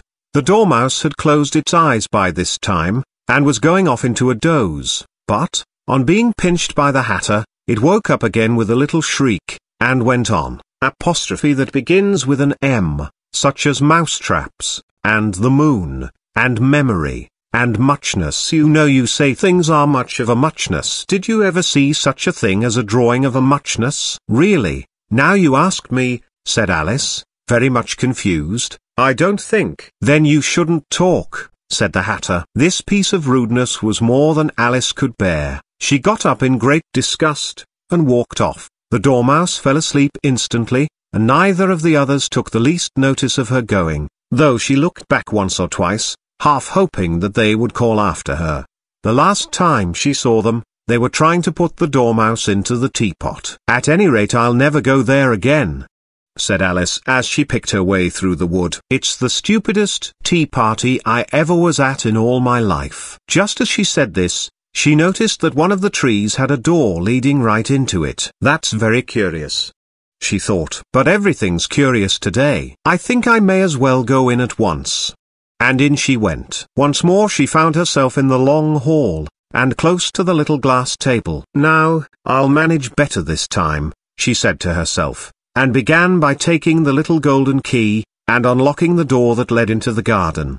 Then she went to work nibbling at the mushroom. She had kept a piece of it in her pocket, till she was about a foot high. Then she walked down the little passage, and then she found herself at last in the beautiful garden, among the bright flower beds and the cool fountains. Chapter 8. The Queen's Croquet Ground. A large rose tree stood near the entrance of the garden. The roses growing on it were white, but there were 3 gardeners at it, busily painting them red. Alice thought this a very curious thing, and she went nearer to watch them, and just as she came up to them she heard one of them say, "Look out now, 5. Don't go splashing paint over me like that." "I couldn't help it," said 5, in a sulky tone. 7 jogged my elbow. On which 7 looked up and said, "That's right, 5. Always lay the blame on others." "You'd better not talk," said 5. "I heard the Queen say only yesterday you deserved to be beheaded." "What for?" said the one who had spoken first. "That's none of your business." 2.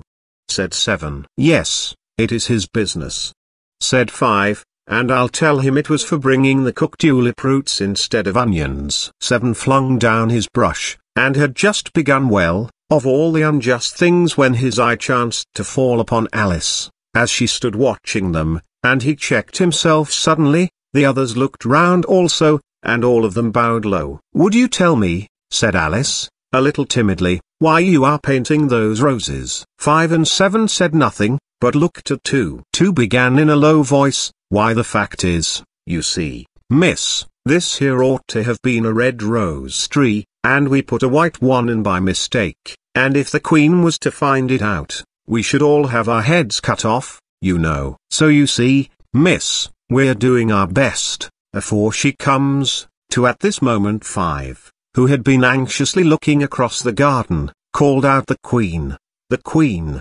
And the three gardeners instantly threw themselves flat upon their faces. There was a sound of many footsteps, and Alice looked round, eager to see the Queen. First came 10 soldiers carrying clubs. These were all shaped like the three gardeners, oblong and flat, with their hands and feet at the corners. Next the 10 courtiers. These were ornamented all over with diamonds, and walked 2 and 2, as the soldiers did. After these came the royal children. There were 10 of them, and the little dears came jumping merrily along hand in couples. They were all ornamented with hearts. Next came the guests, mostly kings and queens, and among them Alice recognized the White Rabbit. It was talking in a hurried, nervous manner, smiling at everything that was said, and went by without noticing her. Then followed the Knave of Hearts, carrying the king's crown on a crimson velvet cushion, and, last of all this grand procession, came the King and Queen of Hearts. Alice was rather doubtful whether she ought not to lie down on her face like the three gardeners, but she could not remember ever having heard of such a rule at processions, and besides, what would be the use of a procession, thought she, if people had all to lie down upon their faces, so that they couldn't see it? So she stood still where she was, and waited. When the procession came opposite to Alice, they all stopped and looked at her, and the Queen said severely, "Who is this?" She said it to the Knave of Hearts, who only bowed and smiled in reply. "Idiot," said the Queen, tossing her head impatiently, and, turning to Alice, she went on, "What's your name, child?" "My name is Alice, so please your Majesty," said Alice very politely, but she added, to herself, "Why, they're only a pack of cards, after all. I needn't be afraid of them." "And who are these?" said the Queen, pointing to the three gardeners who were lying round the rose tree, for, you see, as they were lying on their faces, and the pattern on their backs was the same as the rest of the pack, she could not tell whether they were gardeners, or soldiers, or courtiers, or 3 of her own children. "How should I know?"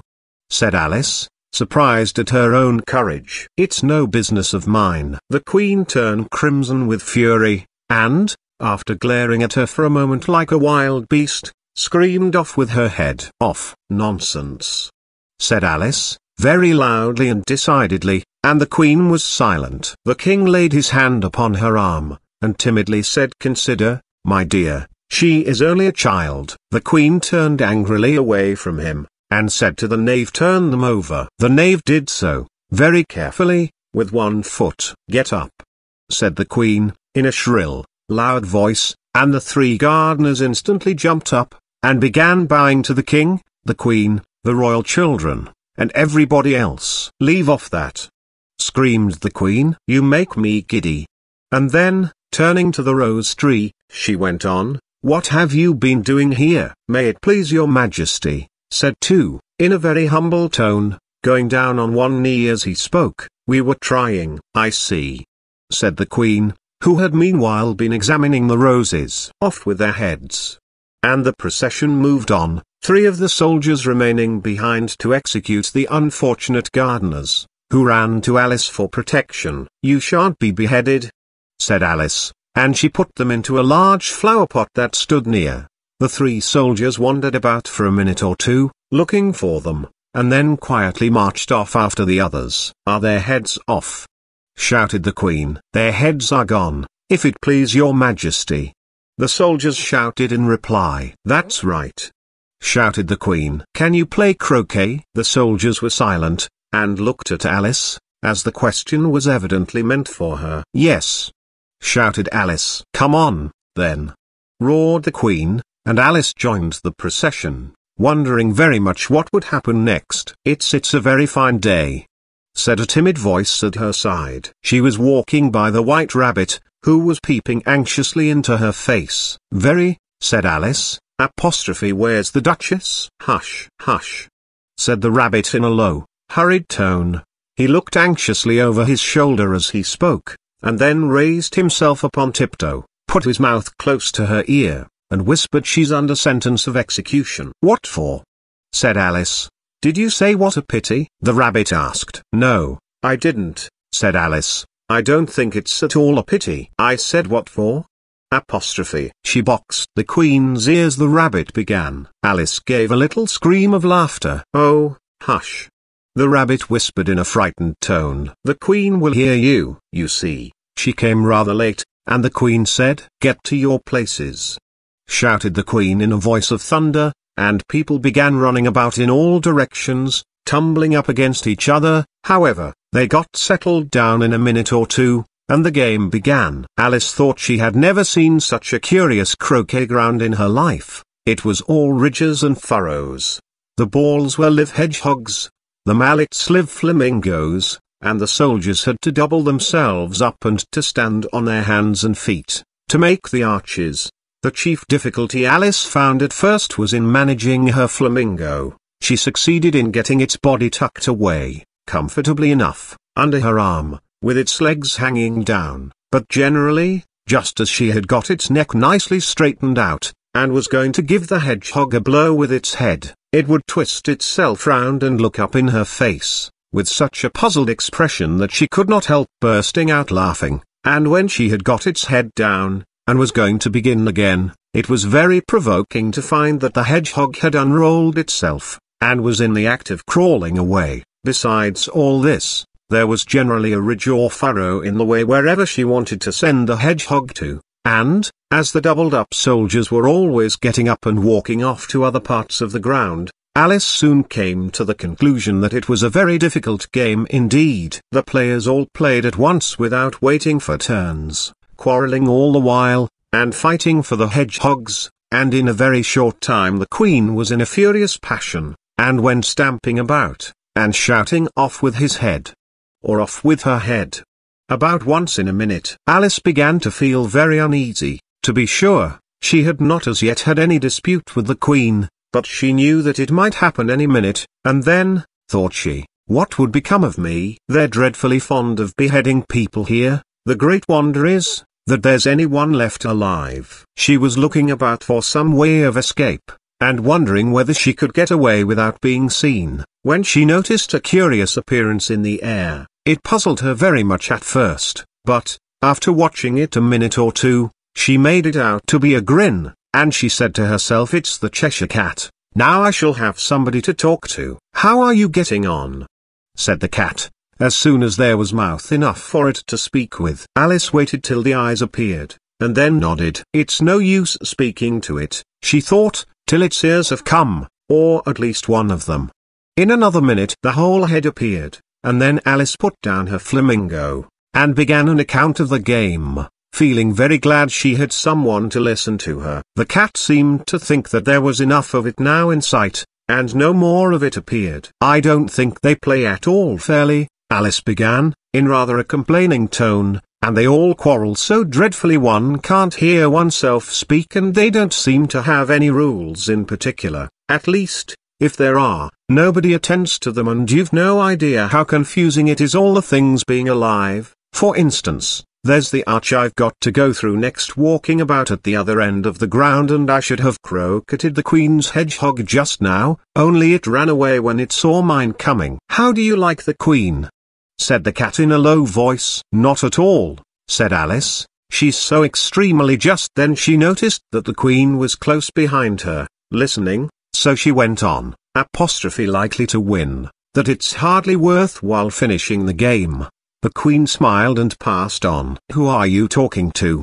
Said the King, going up to Alice, and looking at the cat's head with great curiosity. It's a friend of mine, a Cheshire Cat, said Alice. Allow me to introduce it. I don't like the look of it at all, said the King. However, it may kiss my hand if it likes. I'd rather not, the cat remarked. Don't be impertinent, said the King, and don't look at me like that.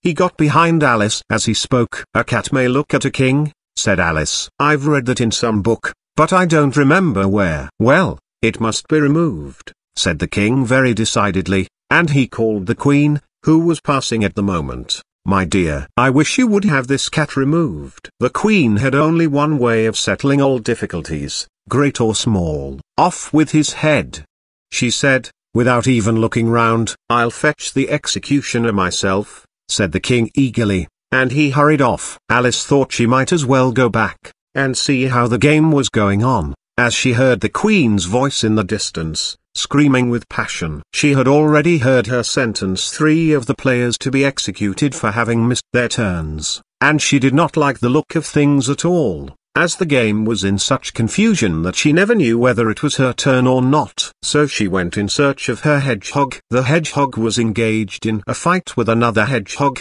which seemed to Alice an excellent opportunity for croqueting one of them with the other. The only difficulty was that her flamingo was gone across to the other side of the garden, where Alice could see it trying in a helpless sort of way to fly up into a tree. By the time she had caught the flamingo and brought it back, the fight was over, and both the hedgehogs were out of sight. But it doesn't matter much, thought Alice, as all the archers are gone from this side of the ground.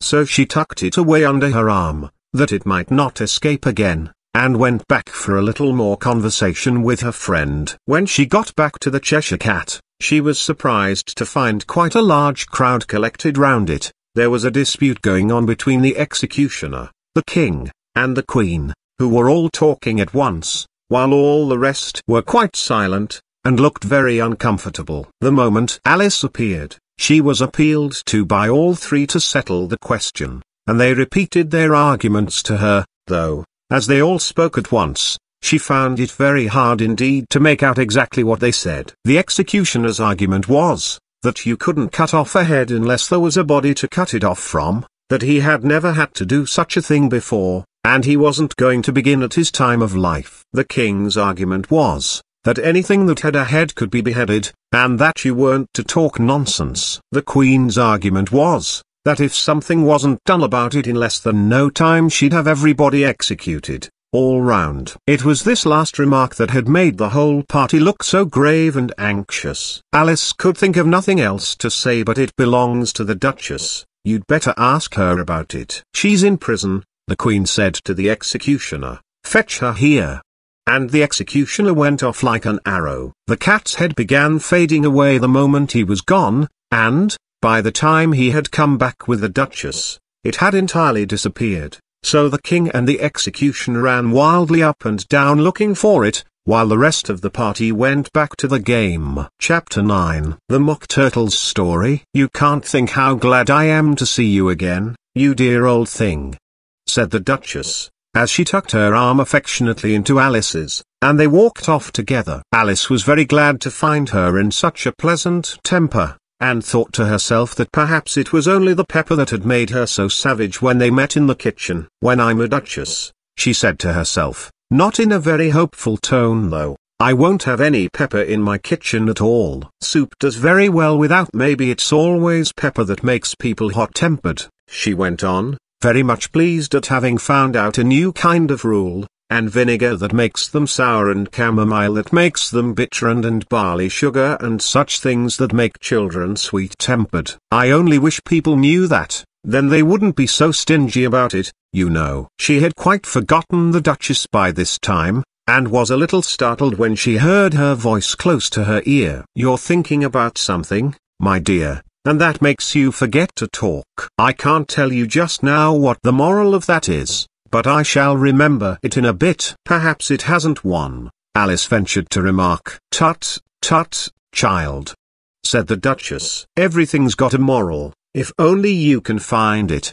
And she squeezed herself up closer to Alice's side as she spoke. Alice did not much like keeping so close to her, first, because the Duchess was very ugly, and secondly, because she was exactly the right height to rest her chin upon Alice's shoulder, and it was an uncomfortably sharp chin. However, she did not like to be rude, so she bore it as well as she could. The game's going on rather better now, she said, by way of keeping up the conversation a little. 'Tis so, said the Duchess, and the moral of that is, oh, 'tis love, that makes the world go round.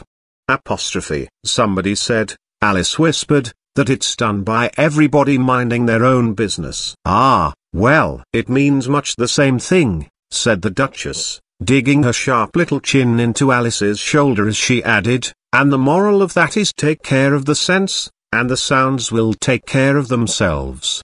Apostrophe. How fond she is of finding morals in things. Alice thought to herself. "I dare say you're wondering why I don't put my arm round your waist," the Duchess said after a pause. "The reason is, that I'm doubtful about the temper of your flamingo." "Shall I try the experiment?" "He might bite," Alice cautiously replied, not feeling at all anxious to have the experiment tried. "Very true," said the Duchess. "Flamingos and mustard both bite. And the moral of that is birds of a feather flock together." Only mustard isn't a bird, Alice remarked. "Right, as usual," said the Duchess. "What a clear way you have of putting things." "It's a mineral, I think," said Alice. "Of course it is," said the Duchess, who seemed ready to agree to everything that Alice said. "There's a large mustard mine near here. And the moral of that is the more there is of mine, the less there is of yours." "Oh, I know," exclaimed Alice, who had not attended to this last remark. "It's a vegetable. It doesn't look like one, but it is." "I quite agree with you," said the Duchess. "And the moral of that is be what you would seem to be, or if you'd like it put more simply, never imagine yourself not to be otherwise than what it might appear to others that what you were or might have been was not otherwise than what you had been would have appeared to them to be otherwise."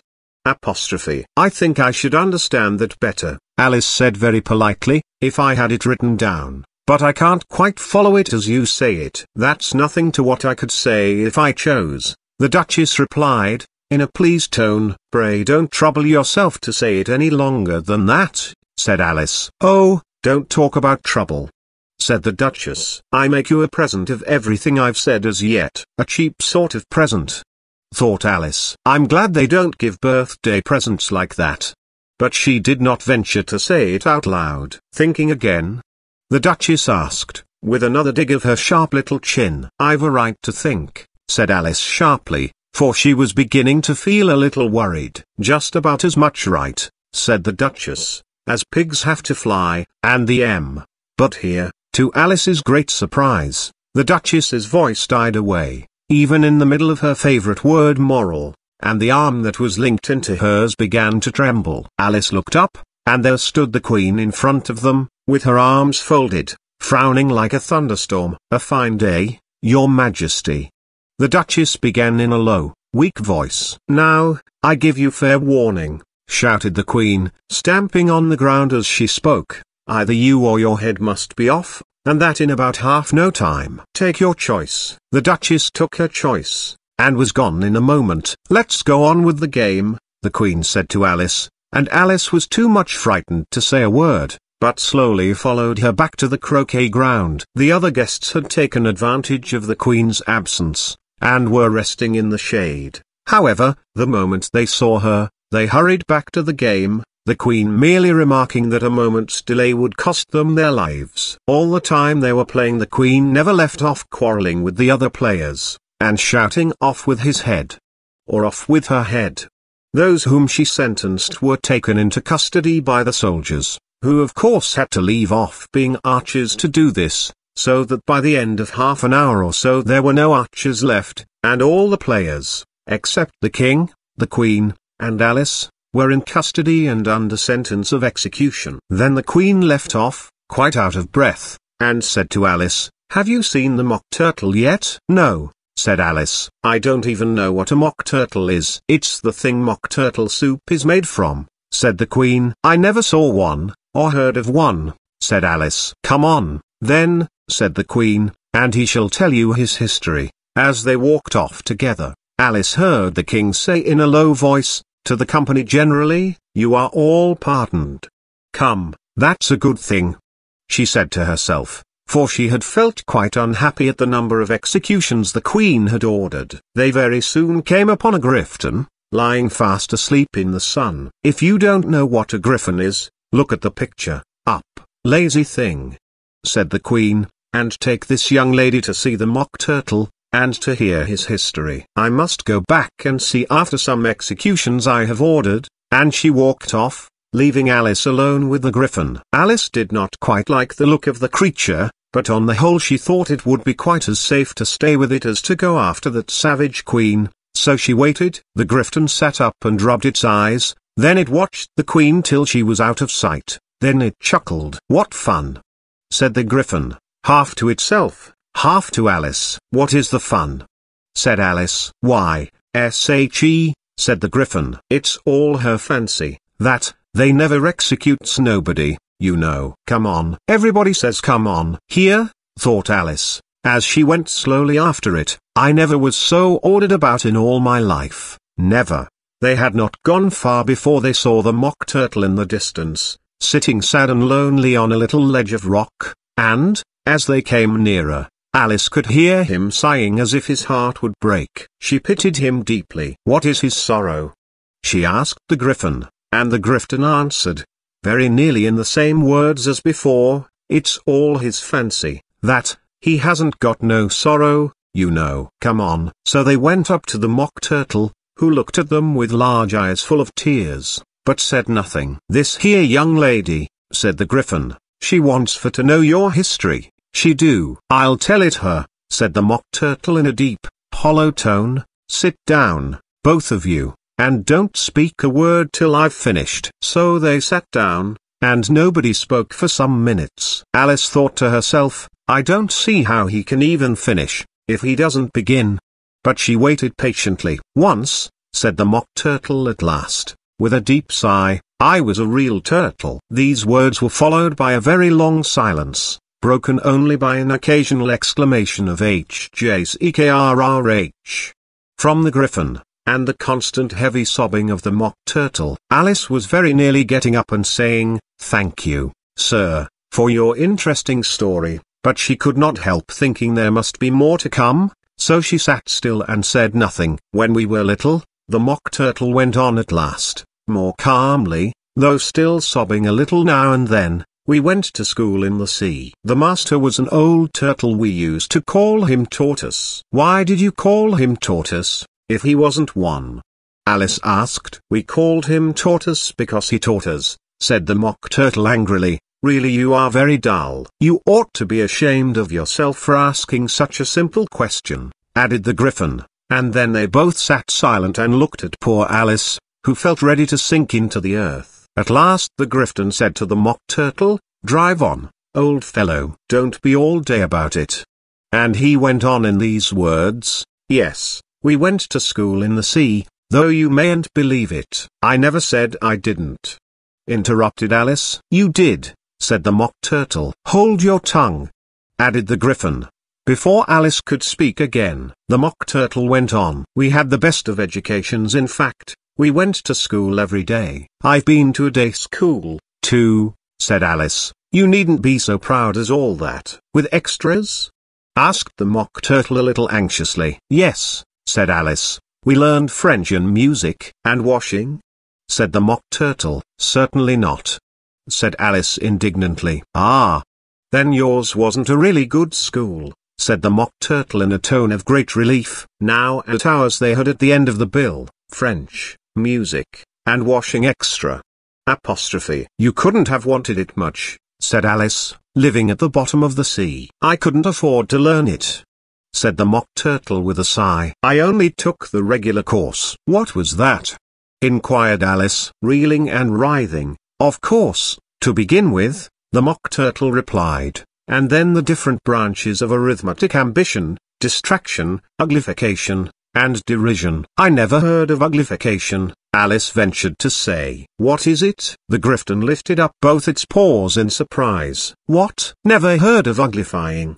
it exclaimed. "You know what to beautify is, I suppose?" "Yes," said Alice doubtfully, "it means to make anything prettier." "Well, then," the Griffin went on, "if you don't know what to uglify is, you are a simpleton." Alice did not feel encouraged to ask any more questions about it, so she turned to the Mock Turtle, and said, "What else had you to learn?" "Well, there was mystery," the Mock Turtle replied, counting off the subjects on his flappers, apostrophe mystery, ancient and modern, with seagraphy. Then drawling. The drawling master was an old conger eel, that used to come once a week. He taught us drawling, stretching, and fainting in coils. "What was that like?"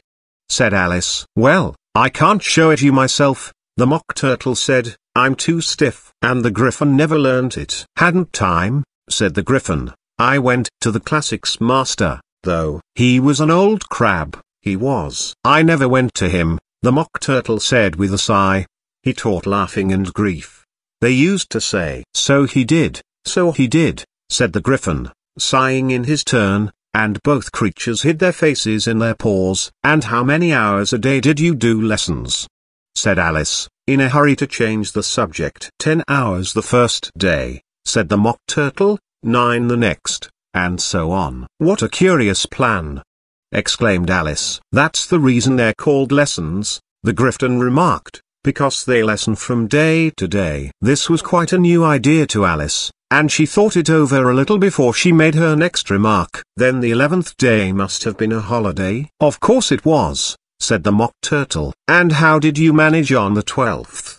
Alice went on eagerly. That's enough about lessons, the Griffin interrupted in a very decided tone. Tell her something about the games now. Chapter 10. The Lobster Quadrille. The Mock Turtle sighed deeply, and drew the back of one flapper across his eyes. He looked at Alice, and tried to speak, but for a minute or two sobs choked his voice. Same as if he had a bone in his throat, said the Griffin, and it set to work shaking him and punching him in the back. At last the Mock Turtle recovered his voice, and, with tears running down his cheeks, he went on again. You may not have lived much under the sea, I haven't, said Alice, and perhaps you were never even introduced to a lobster. Alice began to say I once tasted, but checked herself hastily, and said no, never, so you can have no idea what a delightful thing a lobster quadrille is. No, indeed, said Alice. What sort of a dance is it? Why, said the Griffin, you first form into a line along the seashore. 2 lines, cried the Mock Turtle. Seals, turtles, salmon, and so on. Then, when you've cleared all the jellyfish out of the way. That generally takes some time, interrupted the Griffin. You advance twice, each with a lobster as a partner, cried the Griffin. Of course, the Mock Turtle said, advance twice, set to partners. Change lobsters, and retire in same order, continued the Griffin. Then, you know, the Mock Turtle went on, you throw there the lobsters, shouted the Griffin, with a bound into the air. As far out to sea as you can. Swim after them, screamed the Griffin. Turn a somersault in the sea, cried the Mock Turtle, capering wildly about. Change lobsters again, yelled the Griffin at the top of its voice. Back to land again, and that's all the first figure, said the Mock Turtle, suddenly dropping his voice, and the 2 creatures, who had been jumping about like mad things all this time, sat down again very sadly and quietly, and looked at Alice. It must be a very pretty dance, said Alice timidly. Would you like to see a little of it?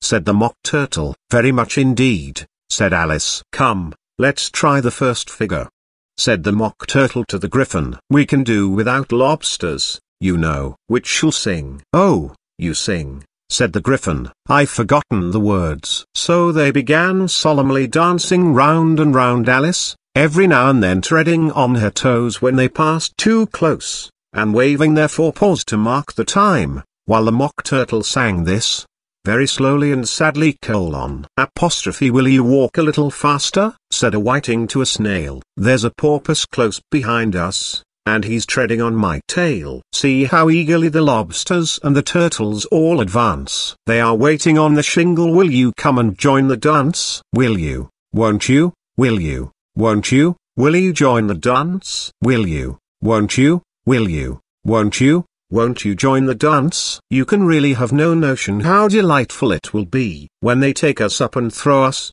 with the lobsters, out to sea. But the snail replied, too far, and gave a look askance. Said he thanked the whiting kindly, but he would not join the dance, would not, could not, would not, could not, would not join the dance, would not, could not, would not, could not join the dance. What matters it how far we go?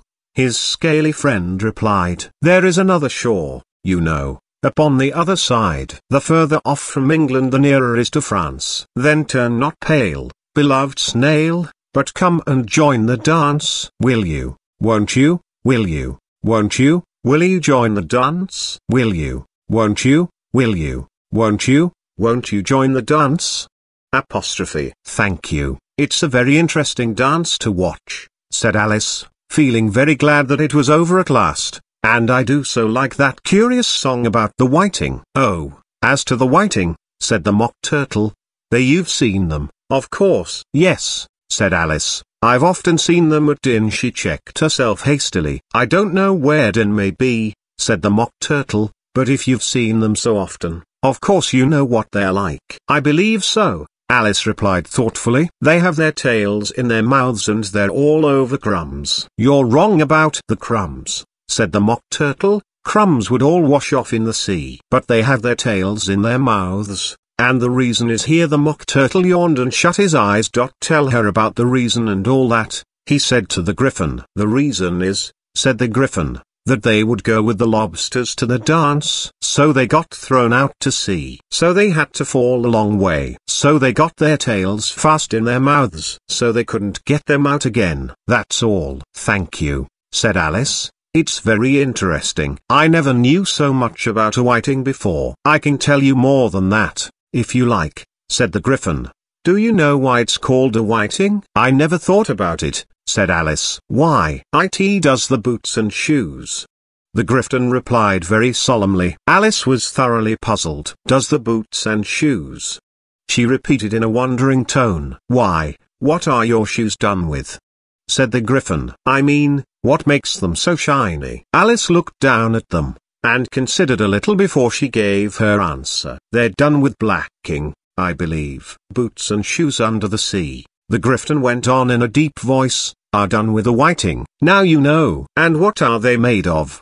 Alice asked in a tone of great curiosity. Soles and eels, of course, the Griffin replied rather impatiently. Any shrimp could have told you that. If I'd been the whiting, said Alice, whose thoughts were still running on the song, I'd have said to the porpoise, keep back, please, we don't want you with us.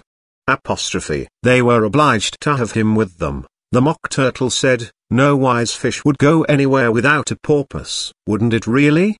Said Alice in a tone of great surprise. Of course not, said the Mock Turtle. Why, if a fish came to me, and told me he was going a journey, I should say with what purpose? Apostrophe. Don't you mean purpose?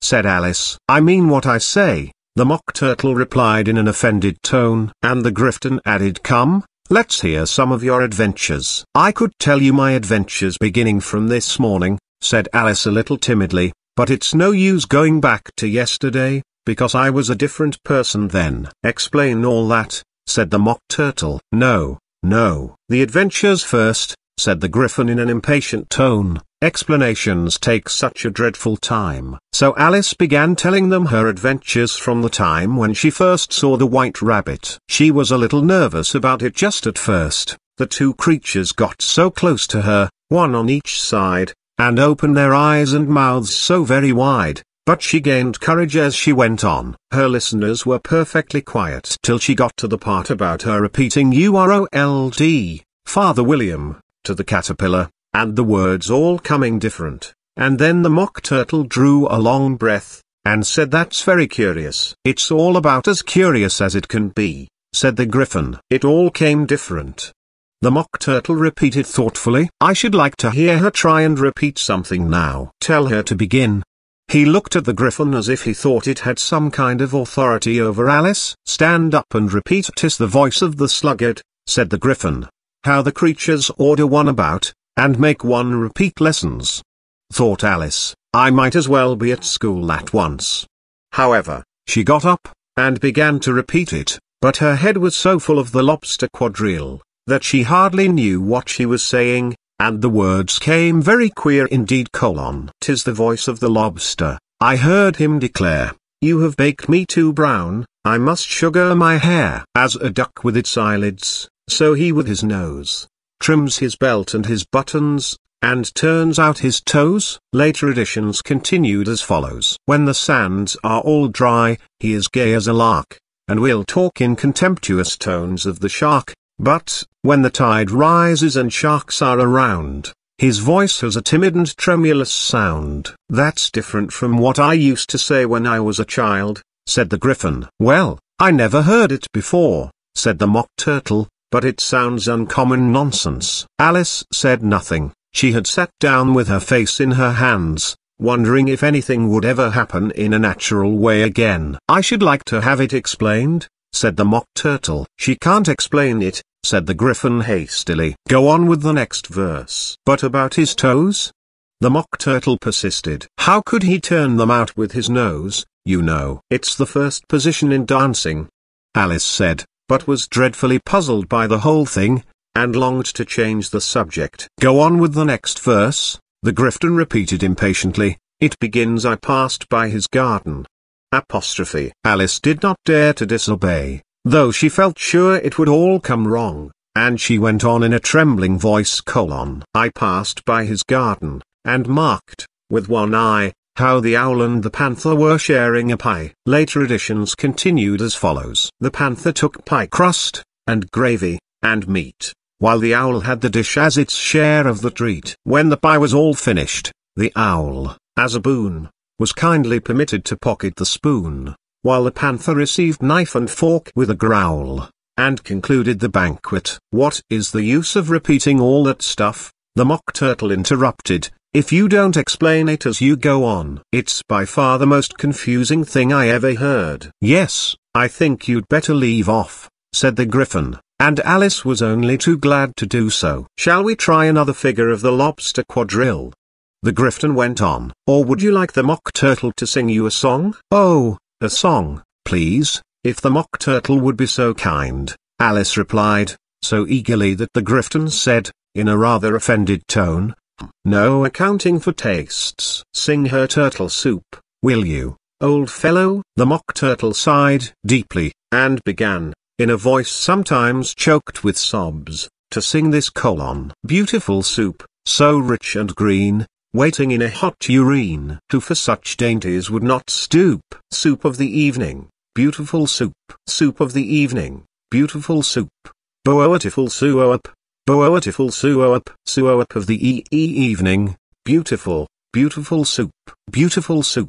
Who cares for fish, game, or any other dish? Who would not give all else for 2 pennyworth only of beautiful soup? Pennyworth only of beautiful soup. Beautiful soup. Beautiful soup. Soup of the evening, beautiful, beautiful soup. Chorus again, cried the Griffin, and the Mock Turtle had just begun to repeat it, when a cry of the trial's beginning was heard in the distance. Come on, cried the Griffin, and, taking Alice by the hand, it hurried off, without waiting for the end of the song. What trial is it? Alice panted as she ran, but the Griffin only answered come on, and ran the faster, while more and more faintly carried on the breeze that followed them, the melancholy words: Soup of the evening, beautiful, beautiful soup.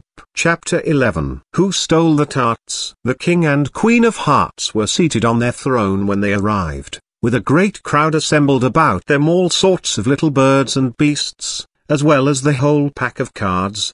The knave was standing before them, in chains, with a soldier on each side to guard him, and near the king was the White Rabbit, with a trumpet in one hand, and a scroll of parchment in the other. In the very middle of the court was a table, with a large dish of tarts upon it. They looked so good, that it made Alice quite hungry to look at them. I wish they'd get the trial done, she thought, and hand round the refreshments.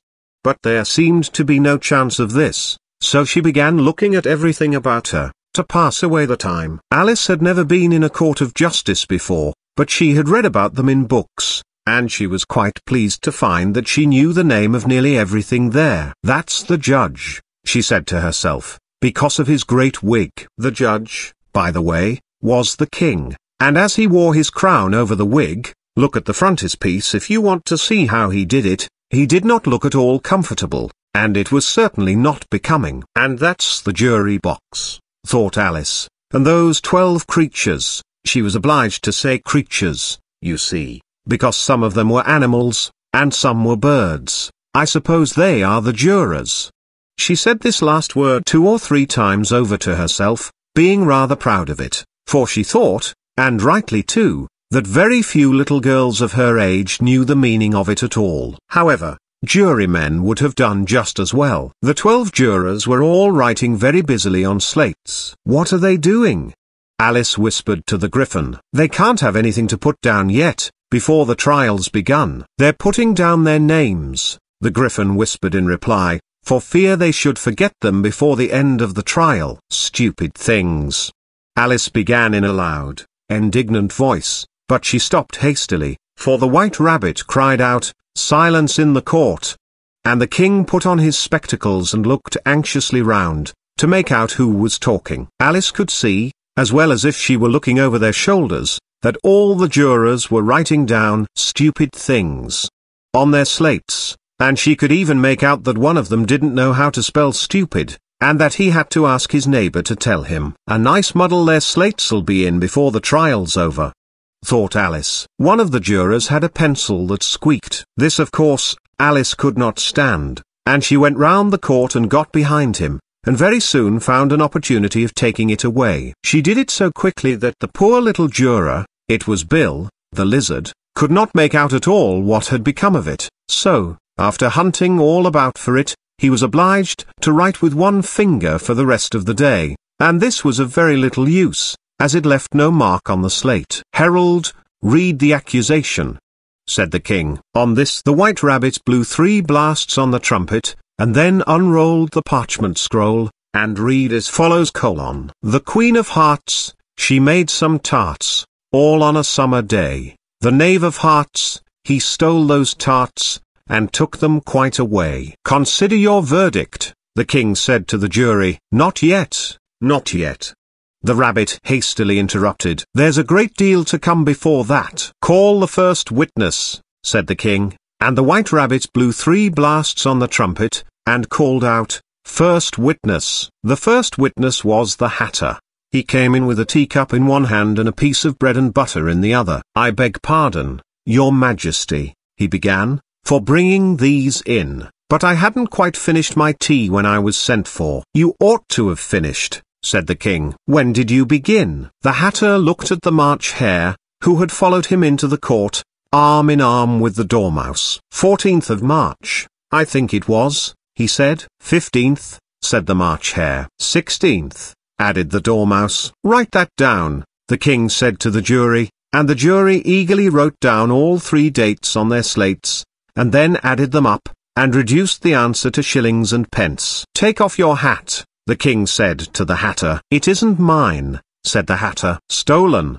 the king exclaimed, turning to the jury, who instantly made a memorandum of the fact. "I keep them to sell," the Hatter added as an explanation. "I've none of my own. I'm a Hatter." Here the Queen put on her spectacles, and began staring at the Hatter, who turned pale and fidgeted. "Give your evidence," said the king, "and don't be nervous, or I'll have you executed on the spot." This did not seem to encourage the witness at all. He kept shifting from one foot to the other, looking uneasily at the Queen, and in his confusion he bit a large piece out of his teacup instead of the bread and butter. Just at this moment Alice felt a very curious sensation, which puzzled her a good deal until she made out what it was. She was beginning to grow larger again, and she thought at first she would get up and leave the court, but on second thoughts she decided to remain where she was as long as there was room for her. "I wish you wouldn't squeeze so," said the Dormouse, who was sitting next to her. "I can hardly breathe."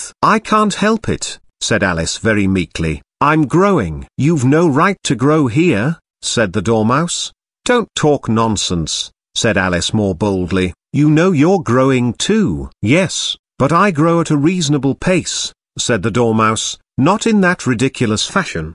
And he got up very sulkily and crossed over to the other side of the court. All this time the Queen had never left off staring at the Hatter, and, just as the Dormouse crossed the court, she said to one of the officers of the court, "Bring me the list of the singers in the last concert." On which the wretched Hatter trembled so, that he shook both his shoes off. "Give your evidence," the king repeated angrily, "or I'll have you executed, whether you're nervous or not." "I'm a poor man, Your Majesty," the Hatter began, in a trembling voice, and I hadn't begun my tea not above a week or so, and what with the bread and butter getting so thin and the twinkling of the tea." "The twinkling of the what?" said the king. "It began with the tea," the Hatter replied. Of course twinkling begins with a T, said the king sharply. Do you take me for a dunce? Go on. I'm a poor man, the Hatter went on, and most things twinkled after that. Only the March Hare said, I didn't. The March Hare interrupted in a great hurry. You did, said the Hatter. I deny it, said the March Hare. He denies it, said the king. Leave out that part. Well, at any rate, the Dormouse, said the Hatter went on, looking anxiously round to see if he would deny it too, but the Dormouse denied nothing, being fast asleep. After that, continued the Hatter, I cut some more bread and butter. But what did the Dormouse say? One of the jury asked. That I can't remember, said the Hatter. You must remember, remarked the king, or I'll have you executed. The miserable Hatter dropped his teacup and bread and butter, and went down on one knee. I'm a poor man, your majesty, he began. You're a very poor speaker, said the king. Here one of the guinea pigs cheered, and was immediately suppressed by the officers of the court. As that is rather a hard word, I will just explain to you how it was done. They had a large canvas bag, which tied up at the mouth with strings. Into this they slipped the guinea pig, head first, and then sat upon it. I'm glad I've seen that done, thought Alice. I've so often read in the newspapers, at the end of trials, there was some attempts at applause, which was immediately suppressed by the officers of the court, and I never understood what it meant till now. If that's all you know about it, you may stand down, continued the king. I can't go no lower, said the Hatter. I'm on the floor, as it is. Then you may sit down, the king replied. Here the other guinea pig cheered, and was suppressed. Come,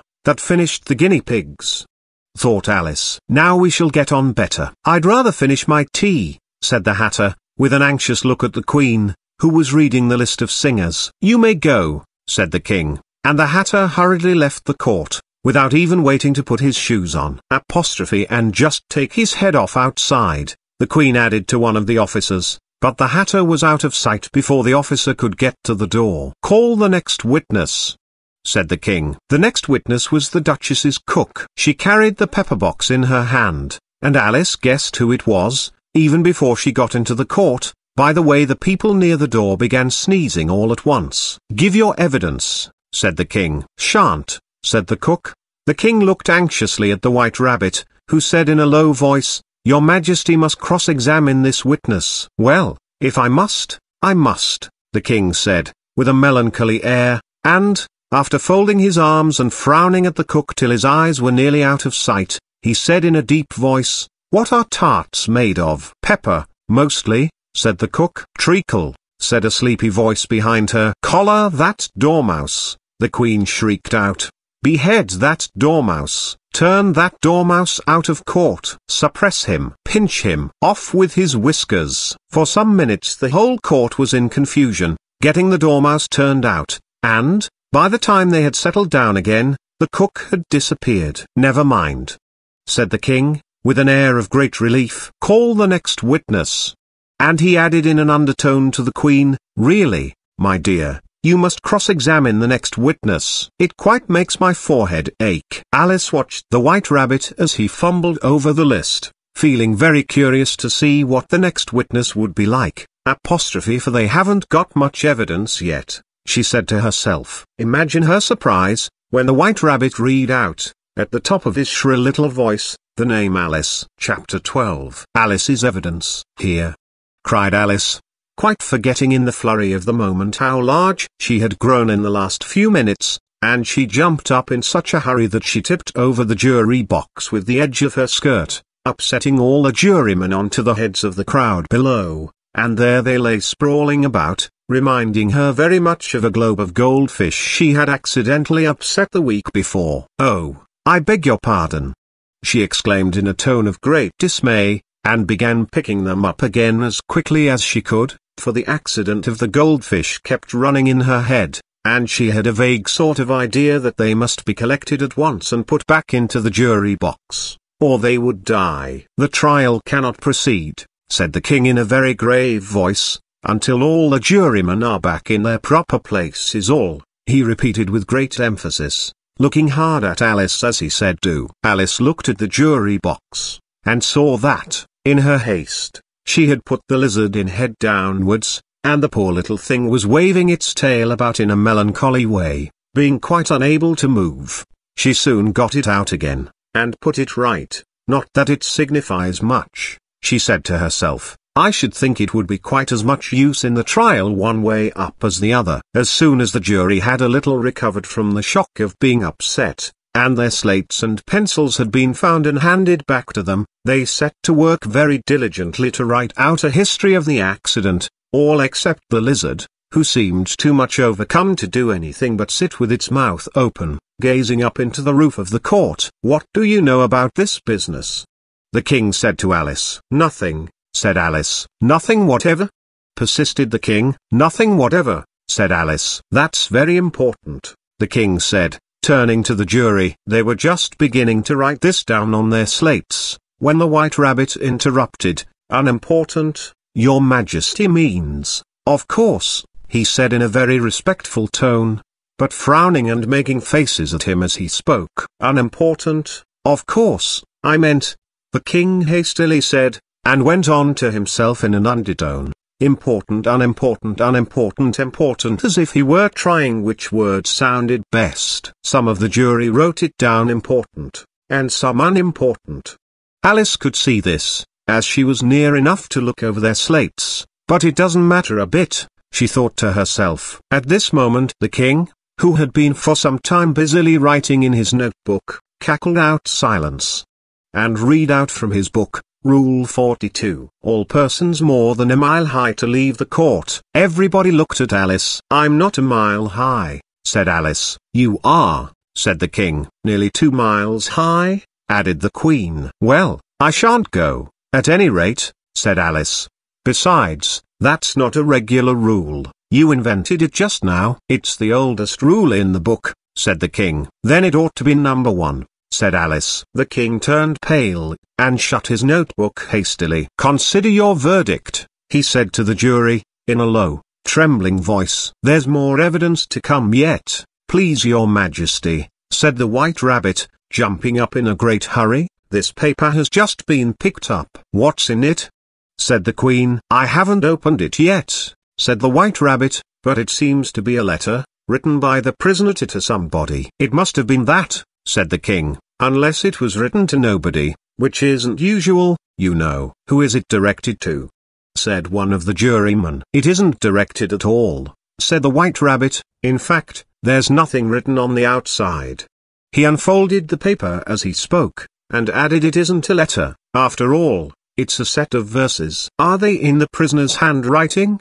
Asked another of the jurymen. No, they're not, said the White Rabbit. And that's the queerest thing about it.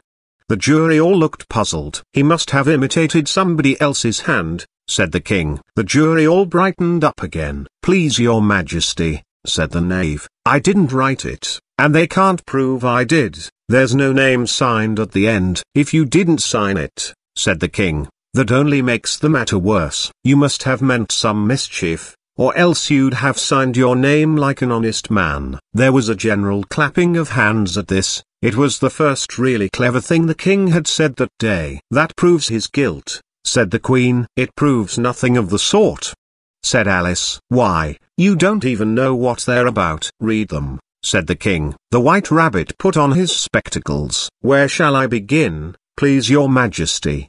He asked. Begin at the beginning, the king said gravely, and go on till you come to the end, then stop. These were the verses the White Rabbit read: They told me you had been to her, and mentioned me to him. She gave me a good character, but said I could not swim. He sent them word I had not gone. We know it to be true. If she should push the matter on, what would become of you? I gave her 1. They gave him 2. You gave us 3 or more. They all returned from him to you, though they were mine before. If I or she should chance to be involved in this affair, he trusts to you to set them free, exactly as we were. My notion was that you had been, before she had this fit, an obstacle that came between him and ourselves, and it. Don't let him know she liked them best, for this must ever be a secret, kept from all the rest, between yourself and me. That's the most important piece of evidence we've heard yet, said the king. rubbing his hands. "So now let the jury. If any one of them can explain it," said Alice. She had grown so large in the last few minutes that she wasn't a bit afraid of interrupting him. "I'll give him 6 pence. I don't believe there's an atom of meaning in it." The jury all wrote down on their slates, "He doesn't believe there's an atom of meaning in it," but none of them attempted to explain the paper. "If there's no meaning in it," said the king, "that saves a world of trouble, you know, as we needn't try to find any. And yet I don't know," he went on, spreading out the verses on his knee, and looking at them with one eye, "I seem to see some meaning in them, after all. Said I could not swim, you can't swim, can you?" he added, turning to the knave. The knave shook his head sadly. "Do I look like it?" he said, which he certainly did not, being made entirely of cardboard. "All right, so far," said the king, and he went on muttering over the verses to himself. "We know it to be true, that's the jury. Of course I gave her 1. They gave him 2. Why, that must be what he did with the tarts, you know." "But, it goes on, they all returned from him to you," said Alice. "Why, there they are," said the king triumphantly, pointing to the tarts on the table. "Nothing can be clearer than that." "Then again, before he had this fit you never had fits, my dear, I think?" he said to the queen. "Never," said the queen furiously, throwing an inkstand at the lizard as she spoke. The unfortunate little Bill had left off writing on his slate with one finger, as he found it made no mark, but he now hastily began again, using the ink that was trickling down his face, as long as it lasted. "Then the words don't fit you," said the king, looking round the court with a smile. There was a dead silence. "It's a pun," the king added in an offended tone, and everybody laughed. "Let the jury consider their verdict," the king said, for about the 20th time that day. "No, no," said the queen. "Sentence first, verdict afterwards." "Stuff and nonsense," said Alice loudly. "The idea of having the sentence first." "Hold your tongue," said the queen, turning purple. "I won't," said Alice. "Off with her head," the queen shouted at the top of her voice. Nobody moved. "Who cares for you?" said Alice. She had grown to her full size by this time. "You're nothing but a pack of cards." At this the whole pack rose up into the air, and came flying down upon her. She gave a little scream, half of fright and half of anger, and tried to beat them off, and found herself lying on the bank, with her head in the lap of her sister, who was gently brushing away some dead leaves that had fluttered down from the trees upon her face. "Wake up, Alice dear," said her sister. "Why, what a long sleep you've had." "Oh, I've had such a curious dream," said Alice, and she told her sister, as well as she could remember them, all these strange adventures of hers that you have just been reading about, and when she had finished, her sister kissed her, and said, "It was a curious dream, dear, certainly, but now run into your tea, it's getting late."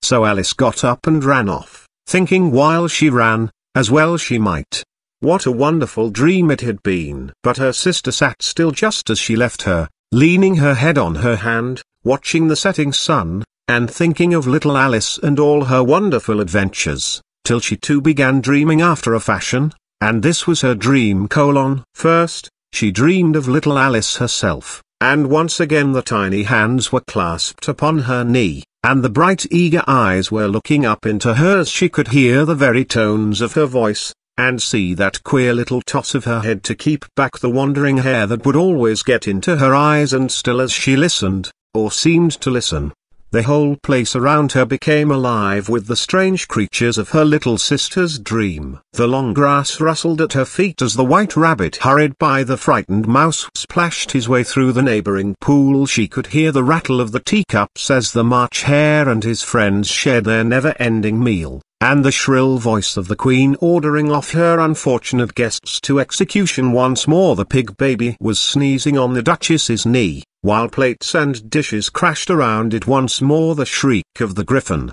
the squeaking of the lizard's slate pencil, and the choking of the suppressed guinea pigs, filled the air, mixed up with the distant sobs of the miserable mock turtle. So she sat on, with closed eyes, and half believed herself in Wonderland, though she knew she had but to open them again, and all would change to dull reality. The grass would be only rustling in the wind, and the pool rippling to the waving of the reeds. Their rattling teacups would change to tinkling sheep bells, and the queen's shrill cries to the voice of the shepherd boy, and the sneeze of the baby, the shriek of the griffin, and all the other queer noises, would change, she knew, to the confused clamor of the busy farmyard, while the lowing of the cattle in the distance would take the place of the mock turtle's heavy sobs. Lastly, she pictured to herself how this same little sister of hers would, in the after-time, be herself a grown woman, and how she would keep, through all her riper years, the simple and loving heart of her childhood,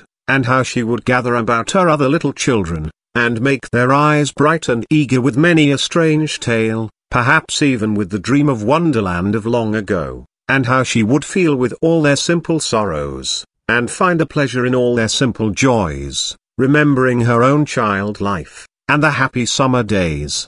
The end.